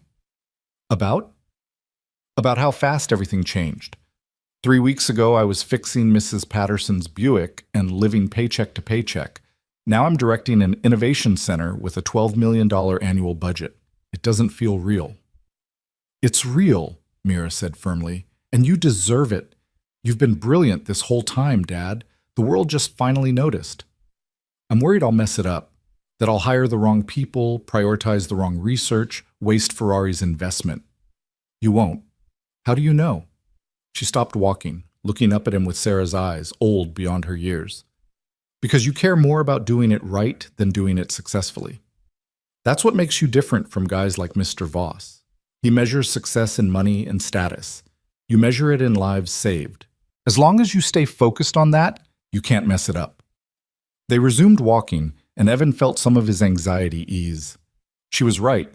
He needed to trust his instincts, remember why this work mattered, not get lost in the logistics and politics of running a research center. His phone buzzed. A text from Dr. Santori. "Just received final revised proposal from Quantum Motors. They're offering to fund rehabilitation of their corporate reputation by partnering with your center and establishing a whistleblower protection program for engineers who identify safety issues. Thought you should know before you head home tomorrow." Evan stared at the message. Quantum Motors, the company that had killed Sarah, buried the evidence, tried to buy his silence. Now they wanted to partner with him, to rehabilitate their image using his tragedy as a redemption narrative. "What is it?" Mira asked, seeing his expression. He showed her the message. She read it, her face hardening. "Are you going to accept?" "I don't know. Part of me wants to tell them to go to hell. They don't get to profit from Mom's death by pretending to care about safety, now. But another part thinks maybe this is exactly the accountability I wanted. If partnering with my center forces them to implement real whistleblower protections, to take safety seriously, to change their culture, maybe that's worth more than holding a grudge." Mira considered this.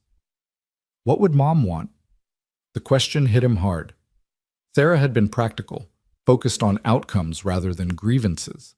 She'd always said the best revenge was living well, building something beautiful from tragedy's ruins. "She'd want whatever saves the most lives," Evan said finally. "Even if it means working with people who failed her." "Then you know what to do." He typed a response to Dr. Santori. "Schedule a meeting with Quantum, But make it clear, I'm not interested in reputation rehabilitation. If they want partnership, they need to demonstrate genuine cultural change, starting with public acknowledgement of their failures and concrete steps toward better safety protocols. No PR spin. Real accountability. He sent it, feeling both righteous and uncertain. Was he being pragmatic or selling out?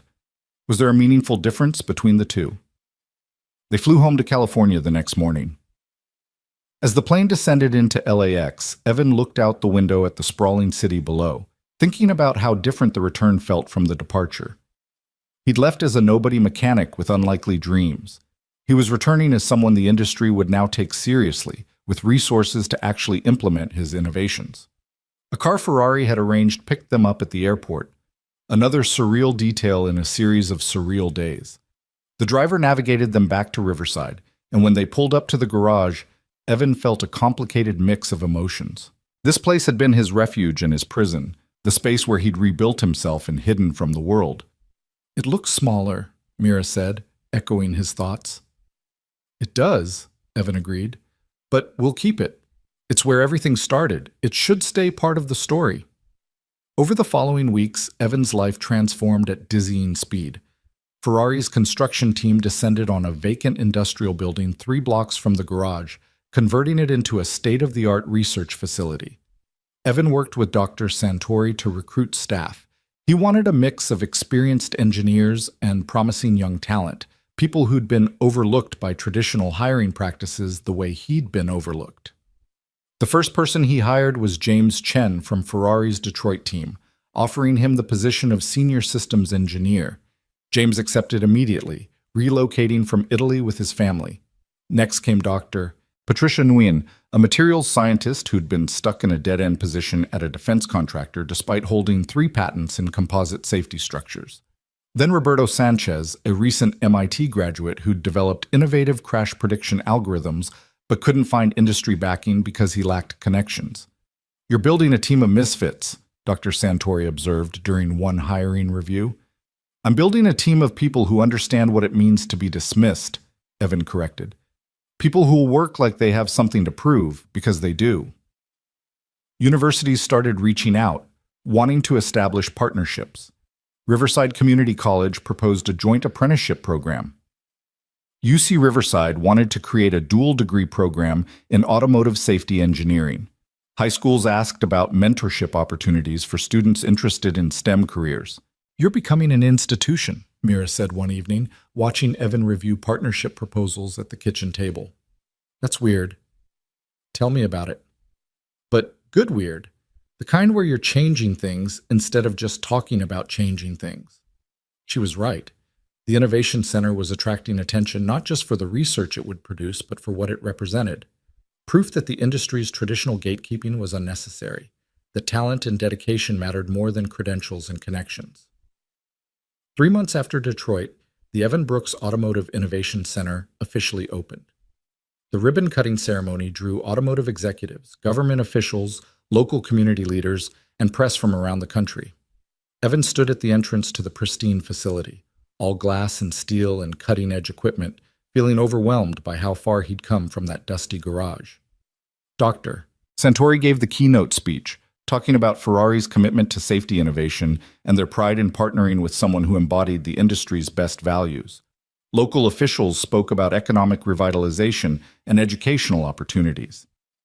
Then it was Evan's turn. He stood at the podium, looking out at the crowd, and found himself thinking about Sarah, about how she'd never see this moment but was present in every aspect of it.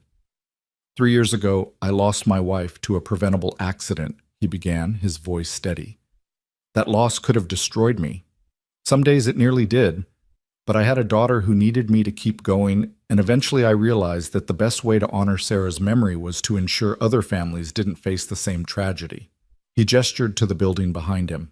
This center exists because grief can be transformed into purpose, because personal tragedy can fuel systemic change, and because the automotive industry is finally recognizing that safety isn't an expensive burden, it's our fundamental responsibility. Everything we do here will be guided by one principle. Human life has infinite value, and engineering excellence means protecting that life at every opportunity. The applause was sustained and genuine. After the ceremony, Evan gave tours of the facility, showing off the crash simulation lab, the materials testing wing, the computational modeling stations where James was already running preliminary tests on the next generation of his integrated safety architecture. That evening, after the crowds had dispersed and the excitement had faded, Evan found himself back in the old garage. He'd kept it exactly as it was, a deliberate memorial to where this journey had begun. His workbench still held tools, Mira's old homework assignments still scattered in the office, the same water-stained ceiling tiles overhead. He pulled out Sarah's photograph from the toolbox, studying her laughing face in the dim light. "We did it," he told her softly. "It took 3 years and almost broke me, but we're building something that matters, something that'll save people like you." The photo didn't answer, but Evan felt peace settle over him in a way it hadn't since her death. The grief would always be there, that hollow space in his chest where Sarah used to live, but now it coexisted with purpose, with the knowledge that her loss had sparked innovations that would protect thousands of other families. His phone buzzed. A text from Dr. Santori. "Just received confirmation from NHTSA. They're establishing new federal safety standards based on your integrated architecture principles. Implementation timeline is aggressive. All new vehicles by 2028. Evan, you've changed national policy. Congratulations." Evan read the message 3 times, letting the magnitude sink in. National safety standards. Every new vehicle in America. Millions of cars, millions of families, millions of moments where his systems would work silently in the background to prevent the tragedy that had destroyed his world. Another text arrived, this one from an unknown number. "Saw the news about NHTSA. What you've accomplished is remarkable. I meant what I said about being wrong about you. If you're ever willing to discuss it, I'd value the chance to properly apologize and perhaps support your work. Leonard Voss." Evan considered ignoring it, but found he couldn't. Voss's cruelty had been the catalyst for everything that followed, and maybe that deserved acknowledgement even if it didn't deserve forgiveness. He typed back, "The Innovation Center is always looking for partners committed to genuine safety advancement. If you're interested in contributing rather than controlling, let's schedule a meeting. But be clear, I'm not interested in gestures. Only substantive support for work that saves lives." He sent it, then added one more message. "And for what it's worth, thank you for underestimating me. It gave me the motivation I needed." The response came quickly. "I think we both learned something. I'll contact your office tomorrow. And Evan, your wife would be proud of you." Evan closed his eyes, letting tears come for the first time in months. Sarah would be proud. Of the center, of his resilience, of Mira's fierce brilliance, of everything they'd built from the ruins of her loss. He carefully returned her photo to the toolbox, turned off the garage lights, and walked across the parking lot to the Innovation Center's gleaming entrance. Tomorrow, his team would begin testing the next generation of safety systems. Universities would send students for training. Manufacturers would implement his designs in millions of vehicles. And somewhere, families he'd never meet would arrive home safely because of equations he'd developed in a dusty garage while grieving. The work wasn't finished, would never be finished, really, because safety was an ongoing pursuit, not a final destination. But standing in the lobby of a facility dedicated to protecting human life, surrounded by equipment and expertise that made the impossible suddenly achievable, Evan finally allowed himself to believe something he doubted for 3 years. He'd survived. More than survived. He'd transformed suffering into purpose, isolation into community, despair into hope. The garage where Leonard Voss had mocked him now stood as a monument to persistence, a reminder that brilliance doesn't die just because the world temporarily fails to recognize it. It waits. And eventually, if you're brave enough and stubborn enough and lucky enough, it finds its moment to shine. Evan Brooks had found his moment, and he was just getting started. 3 years moved like water through different vessels, sometimes rushing with the chaos of expansion and discovery, sometimes pooling in quiet moments of reflection. The Innovation Center grew from Evan's unlikely dream into a thriving institution that redrew the map of automotive safety research. What had begun with a small team of overlooked engineers had expanded to 73 employees representing 16 countries and dozens of specializations, all united by the conviction that human life deserved protection through excellence in design. Evan stood now in the observation deck overlooking the main testing facility, watching a crash simulation unfold in real time on the monitors below. His fifth-generation integrated safety architecture was being evaluated in a reconstructed highway accident scenario, the exact conditions that had killed Sarah, recreated down to the pothole depth and vehicle speed. The test vehicle, equipped with his latest systems, approached the irregularity at 67 miles per hour. James Chen stood beside him, tablet in hand, monitoring data streams. Predictive suspension engaging in 3, 2, 1. The vehicle's suspension adjusted instantaneously, the shock absorbers responding to road conditions half a second before the wheels encountered them. The car maintained perfect stability through the maneuver, safety systems communicating seamlessly, no loss of control, no need for emergency intervention. Clean pass, James announced, pulling up performance metrics. Better than simulation projected. The neural processing unit is learning faster than we anticipated. It's identifying road irregularities with 98.3% accuracy now. And the redundant airbag deployment system? Evan asked, though he could see the answer in the data scrolling across screens. Didn't need to activate, which is exactly the point. The suspension prevented the loss of control that would have required airbag deployment. James looked at Evan with something approaching reverence. This system would have saved your wife, Evan, no question. The words landed like a benediction and a wound simultaneously. Yes, Sarah would have survived in a vehicle equipped with these systems, but she wasn't alive to benefit from them, would never meet the thousands of families who would survive because of innovations born from her death. It'll save someone else's wife, Evan said quietly. That has to be enough. His phone vibrated with a message from Dr. Santori. NHTSA final certification came through. Your Gen 5 architecture approved for immediate implementation. BMW and Toyota both confirmed production integration starting Q3. Evan, by this time next year, your systems will be in 8 million new vehicles. We did it. 8 million vehicles. Evan tried to comprehend the scale. 8 million families driving safer cars. 8 million sets of children secured by better protection systems. 8 million chances for people to arrive home instead of becoming statistics. The math was almost too large to feel, too abstract to connect to the very personal grief that had sparked everything. Dad? Mira's voice carried from the facility entrance. She was 15 now, taller and more poised than the 12-year-old who'd posted his designs online with desperate hope. She wore a visitor badge and carried a folder marked with MIT's logo. Your 3 o'clock is here. Evan glanced at his schedule. Leonard Voss, Annual Partnership Review. Over the past 3 years, Voss Technologies had become one of the Innovation Center's most reliable funding partners, contributing not just money, but also manufacturing expertise and distribution channels. The relationship had evolved from hostile to pragmatic to something resembling genuine mutual respect, though Evan suspected they'd never be friends. Conference room? Evan asked. Already set up. And Dad? The MIT admissions decision came. She held up the folder, her expression carefully neutral. Evan's heart seized.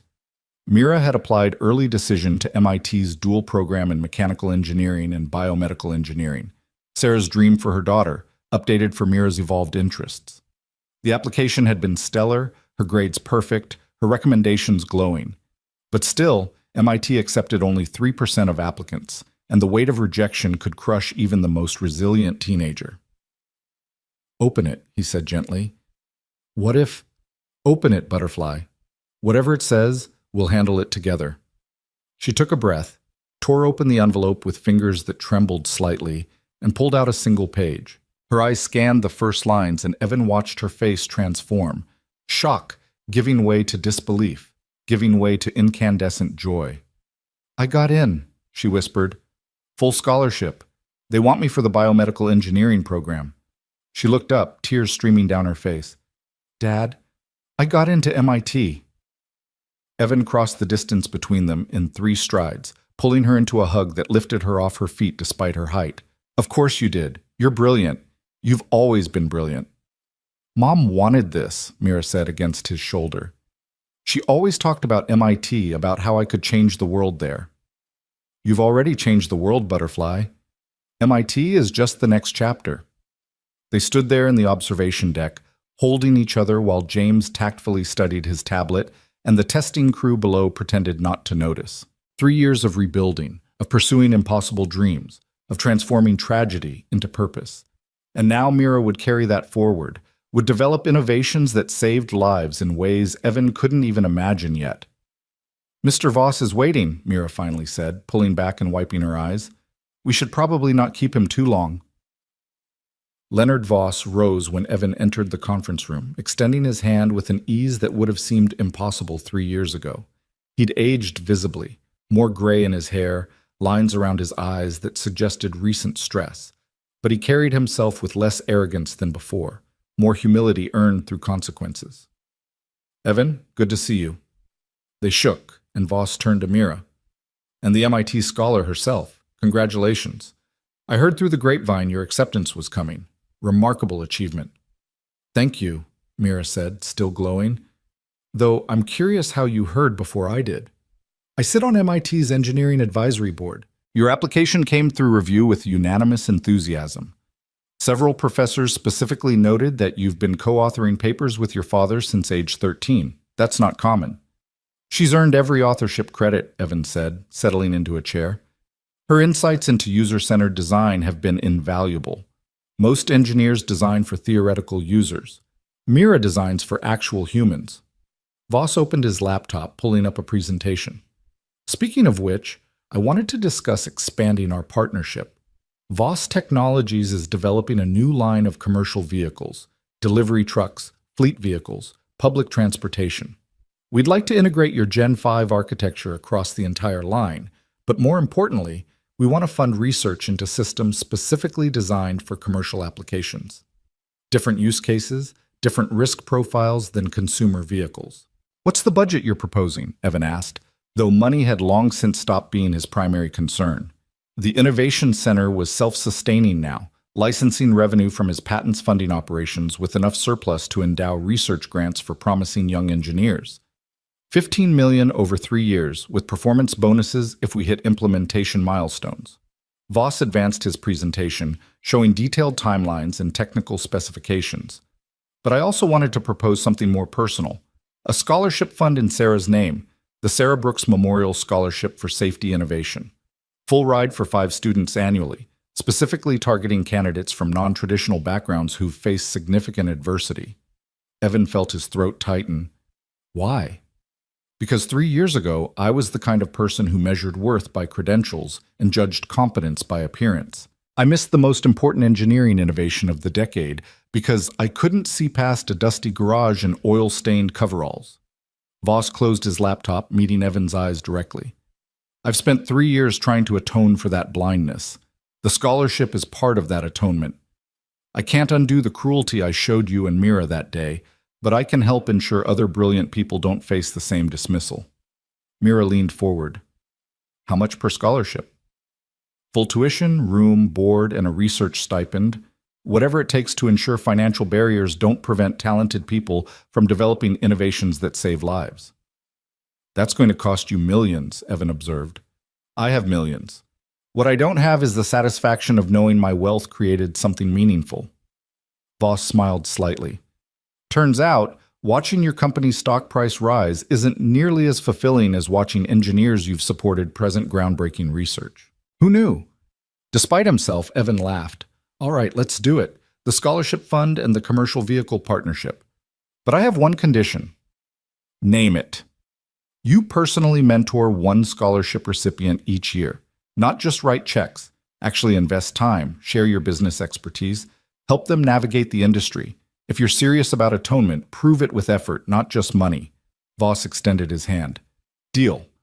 Though I should warn you, I'm not naturally gifted at mentorship. I'm told I can be somewhat intimidating." "You'll learn," Mira said cheerfully. "Dad was terrible at public speaking 3 years ago, and now he presents to thousands of people without breaking a sweat. Growth is possible for everyone." After Voss left, Evan sat in the conference room reviewing the partnership documents. But his mind kept drifting to larger questions. The Innovation Center was thriving, His systems were being implemented globally. Mira was headed to MIT. Every tangible measure suggested complete success. So why did he sometimes wake at 3 a.m. feeling like something essential was still missing?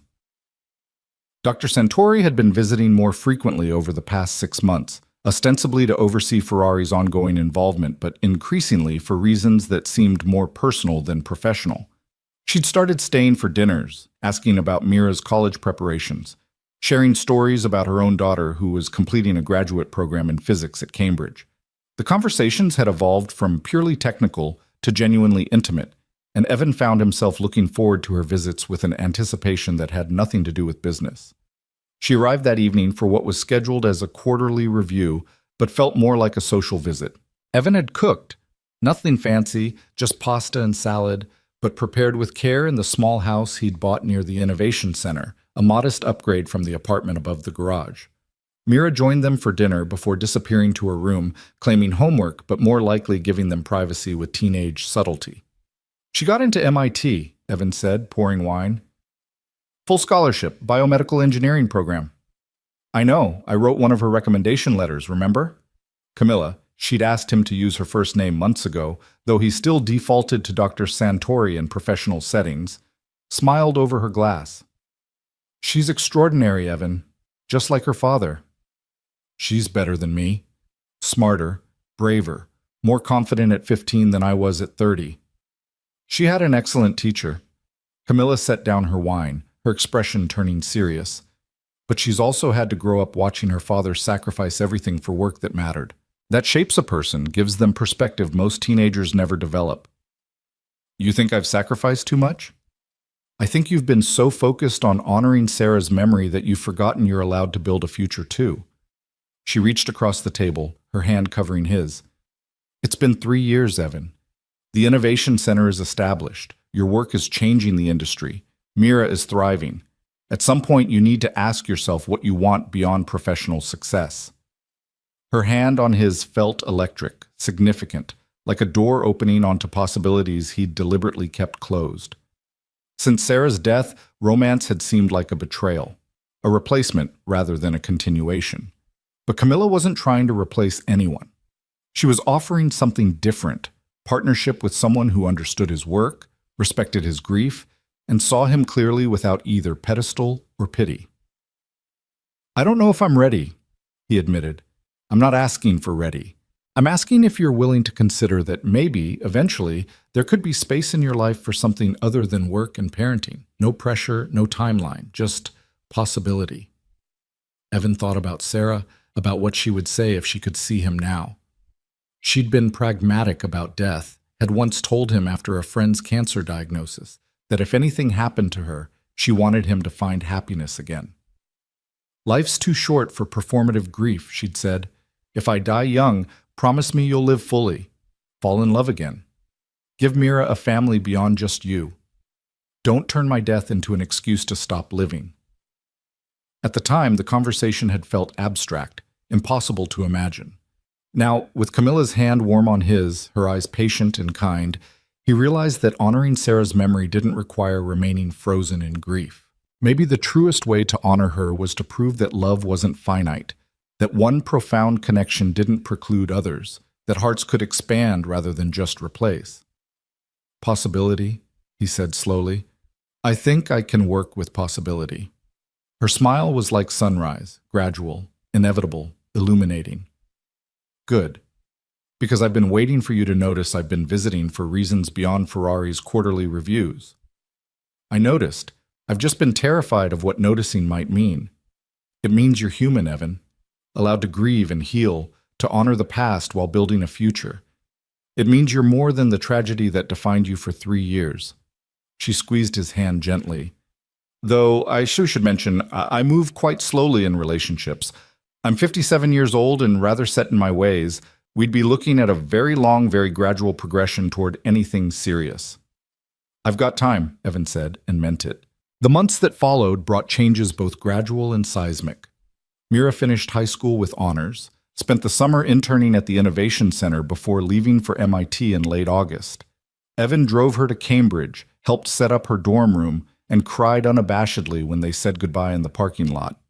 You'll be fine, Mira assured him, though her own eyes were wet. The center practically runs itself now. You've got Camilla visiting every month, and I'll be home for Thanksgiving. This isn't goodbye, Dad. It's just the next chapter. I know, but you've been my anchor for 3 years. I'm not sure who I am without you nearby. You're Evan Brooks, the engineer who changed automotive safety forever. You're the man who turned tragedy into purpose. You're someone who deserves happiness, Dad. Please let yourself find it. He watched her disappear into her dormitory, already meeting other students, already beginning the transformation from his daughter into her own person. The drive back to California felt longer than the drive out, and when Evan finally reached Riverside, the house felt too quiet, too empty. But the Innovation Center was alive with activity. James had recruited a brilliant young engineer from South Korea who'd developed promising work on predictive collision algorithms. Dr. Nguyen was presenting at a safety conference in Berlin. The second cohort of Sarah Brooks Memorial Scholars had arrived. 5 remarkable young people from backgrounds ranging from inner-city Detroit to rural Appalachia. All brilliant, all overlooked by traditional recruitment. Evan threw himself into mentorship, spending hours with the scholars, learning their stories, helping them navigate the intimidating world of professional engineering. One scholar, a 22-year-old woman named Jasmine from Atlanta, had survived 3 car accidents before age 16, each one preventable with better safety systems.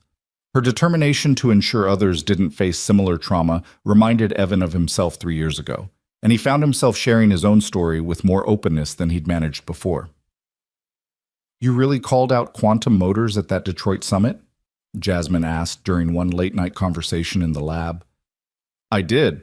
Scared the hell out of me, but it needed to be said. Do you regret it?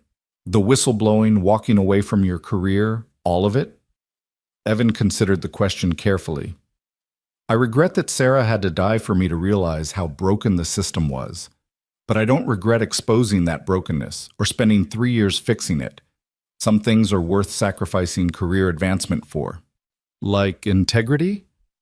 Like knowing you did everything possible to prevent other families from experiencing what yours did. Jasmine nodded, something settling in her expression. I want to do that. Not just design safety systems, but actually change how the industry thinks about moral responsibility. Then that's what we'll help you do. That's why this center exists, to support engineers who prioritize human welfare over quarterly profits. The partnership with Quantum Motors had evolved into something surprisingly productive. True to their promise, they'd implemented comprehensive whistleblower protections and established an independent safety review board with authority to mandate recalls without executive interference. Several engineers had come forward with previously suppressed safety concerns, resulting in 3 major recalls and 0 executive pushback. The culture wasn't perfect. Decades of profit-driven thinking didn't transform overnight, but genuine change was evident. In early December, as the first snow fell on Riverside in a rare weather event, Evan received a call from Quantum's CEO. Mr. Brooks, this is Diane Foster. We've never met formally, but I took over Quantum Motors 18 months ago following the previous leadership's forced resignation. I'm aware, Evan said carefully. He'd followed Quantum's upheaval with satisfaction. Several executives who'd known about the airbag defect had been removed, and Foster's appointment had been praised by safety advocates. I'm calling because Quantum's board has authorized me to make a formal offer. We'd like to establish a permanent memorial to your wife at our corporate headquarters, the Sarah Brooks Safety Innovation Wing. It would house a museum documenting automotive safety evolution, a research center for early career engineers, and a permanent reminder of why safety can never be compromised for profit. Evan sat down slowly. Why? Because we owe your family an unpayable debt. Because Sarah's death exposed failures that could have killed thousands more if you hadn't forced accountability. Because the industry needs constant reminding that every design decision affects real humans with names and families and futures. Foster paused. And because you've proven that acknowledging failure honestly is less damaging than hiding it. You could have destroyed our company, Mr. Brooks. Instead, you've helped us become better. We'd like to honor that and honor Sarah's memory in a permanent way. I need to think about it, Evan said, though he already knew his answer. Sarah would have loved the idea of her name associated with systemic change, of her death forcing an entire company to reckon with its moral failures and emerge better. Of course, take your time. And Mr. Brooks, thank you for refusing to let us hide from what we'd done, for insisting we face it and fix it. That kind of integrity is rare, and the industry is better for it. That evening, Evan stood in the old garage for the first time in months. He'd kept it exactly as it was, a monument to where everything began, preserved like a museum of his darkest and most transformative years. His old workbench still held tools, Mira's childhood drawings still decorated the walls, the same water-stained ceiling tiles overhead. He pulled out Sarah's photograph from the toolbox where he still kept it, studying her laughing face. "Quantum wants to build a memorial wing in your name," he told her softly. "The kind of institutional change you always believed in. The kind that forces people to remember that their decisions affect real lives." The photo didn't answer, but Evan felt peace settle over him. Not the absence of grief, but its integration into something larger. Sarah would always be gone, that hollow space in his chest permanent. But now it coexisted with purpose, love, legacy, future. The grief hadn't disappeared. It had transformed into the foundation for everything he'd built. His phone rang. Camilla, calling from Milan where Ferrari was hosting a year-end gala. "How's Riverside?" she asked, her voice warm across the distance. "Quiet. Snowing, which is bizarre for California. How's Milan?" "Ostentatious and exhausting. I keep making excuses to leave the gala early and work on next year's research budget. Which reminds me, Ferrari's board has approved expanding our funding to the Innovation Center, $20 million annually for the next 5 years, with provisions for performance bonuses." "Camilla, that's incredible." "It's deserved. Your work is saving lives, Evan. Real, quantifiable, documented lives. We've started collecting stories, people who survived accidents that would have been fatal without your systems. There are over 300 documented cases already, and those are just the ones we know about. 300 people. 300 families still intact because of innovations he'd developed in a dusty garage while grieving. The number was staggering, insufficient, miraculous. "I wish Sarah could know," he said quietly. "I think she does. However that works. Energy, memory, legacy. I think she knows what you built from her death, and I think she's proud of you." "I hope so." "Evan?" Camilla's voice softened. "I've been thinking. My position at Ferrari is flexible enough that I could relocate. If you wanted. If we'd reached that point where having an ocean between us feels impractical." His heart seized with hope and terror in equal measure. "You'd move to California?" "I'd move to Riverside specifically. To be closer to the work, to the center, to you, and eventually to Mira when she's home from MIT. I'm not suggesting we rush into anything, but I am suggesting we stop pretending this is just a professional relationship with occasional personal elements. It's the reverse, Evan, and I'm ready to acknowledge that openly if you are." Evan looked at Sarah's photograph, at her frozen smile, her captured joy from a birthday party 7 years gone. She'd made him promise to live fully, to not use her death as an excuse for stagnation. This was living fully, allowing himself to love again without erasing or replacing what he'd had before. "Yes," he said. "Yes, I'm ready for that." "Good. Then expect me in Riverside by February. I'll find a place near the center, and we'll figure out what this looks like together. Slowly, carefully, but together." After they hung up, Evan sat in the quiet garage holding Sarah's photograph, feeling the full weight and wonder of transformation. 3 years ago, he'd been a broken man in a dying garage, mocked and dismissed, buried in grief so profound he could barely function. Now he directed an innovation center changing global safety standards, mentored scholars developing the next generation of life-saving systems, and was opening his heart to love again with someone who understood both his work and his wounds. Dreams didn't die, he realized. They waited. They evolved. They transformed into forms you couldn't have anticipated but somehow recognized as exactly what you needed. He carefully returned Sarah's photo to the toolbox, turned off the garage lights one final time, and walked across the parking lot to the Innovation Center's gleaming entrance. Tomorrow, his team would continue developing systems that protected millions. Quantum would break ground on Sarah's memorial wing. Camilla would start planning her relocation. Mira would return for winter break with stories about MIT and dreams about medical devices that would save lives in ways automotive engineering couldn't touch. The work would continue, the way all meaningful work continues, built brick by brick, innovation by innovation, life saved by life saved. Evan Brooks had started this journey in humiliation and grief, had been called a nobody mechanic with fantasy drawings. He was ending it as someone who'd proven that brilliance could emerge from anywhere, that tragedy could fuel transformation, that one person's refusal to accept preventable death as inevitable could change an entire industry. Standing in the lobby of the center bearing his name, surrounded by equipment and expertise that made the impossible suddenly achievable, Evan finally allowed himself to feel what he'd been afraid to feel for 3 years. Not just pride in what he'd built, but genuine excitement for what came next. The future stretched before him, no longer dark with grief but bright with possibility. And for the first time since Sarah's death, he was ready to step into it without guilt or hesitation. He'd survived the worst thing that could happen to a person. He'd transformed that survival into purpose. He'd proven that love wasn't finite, that hearts could expand, that life after tragedy could be meaningful and full, and even joyful.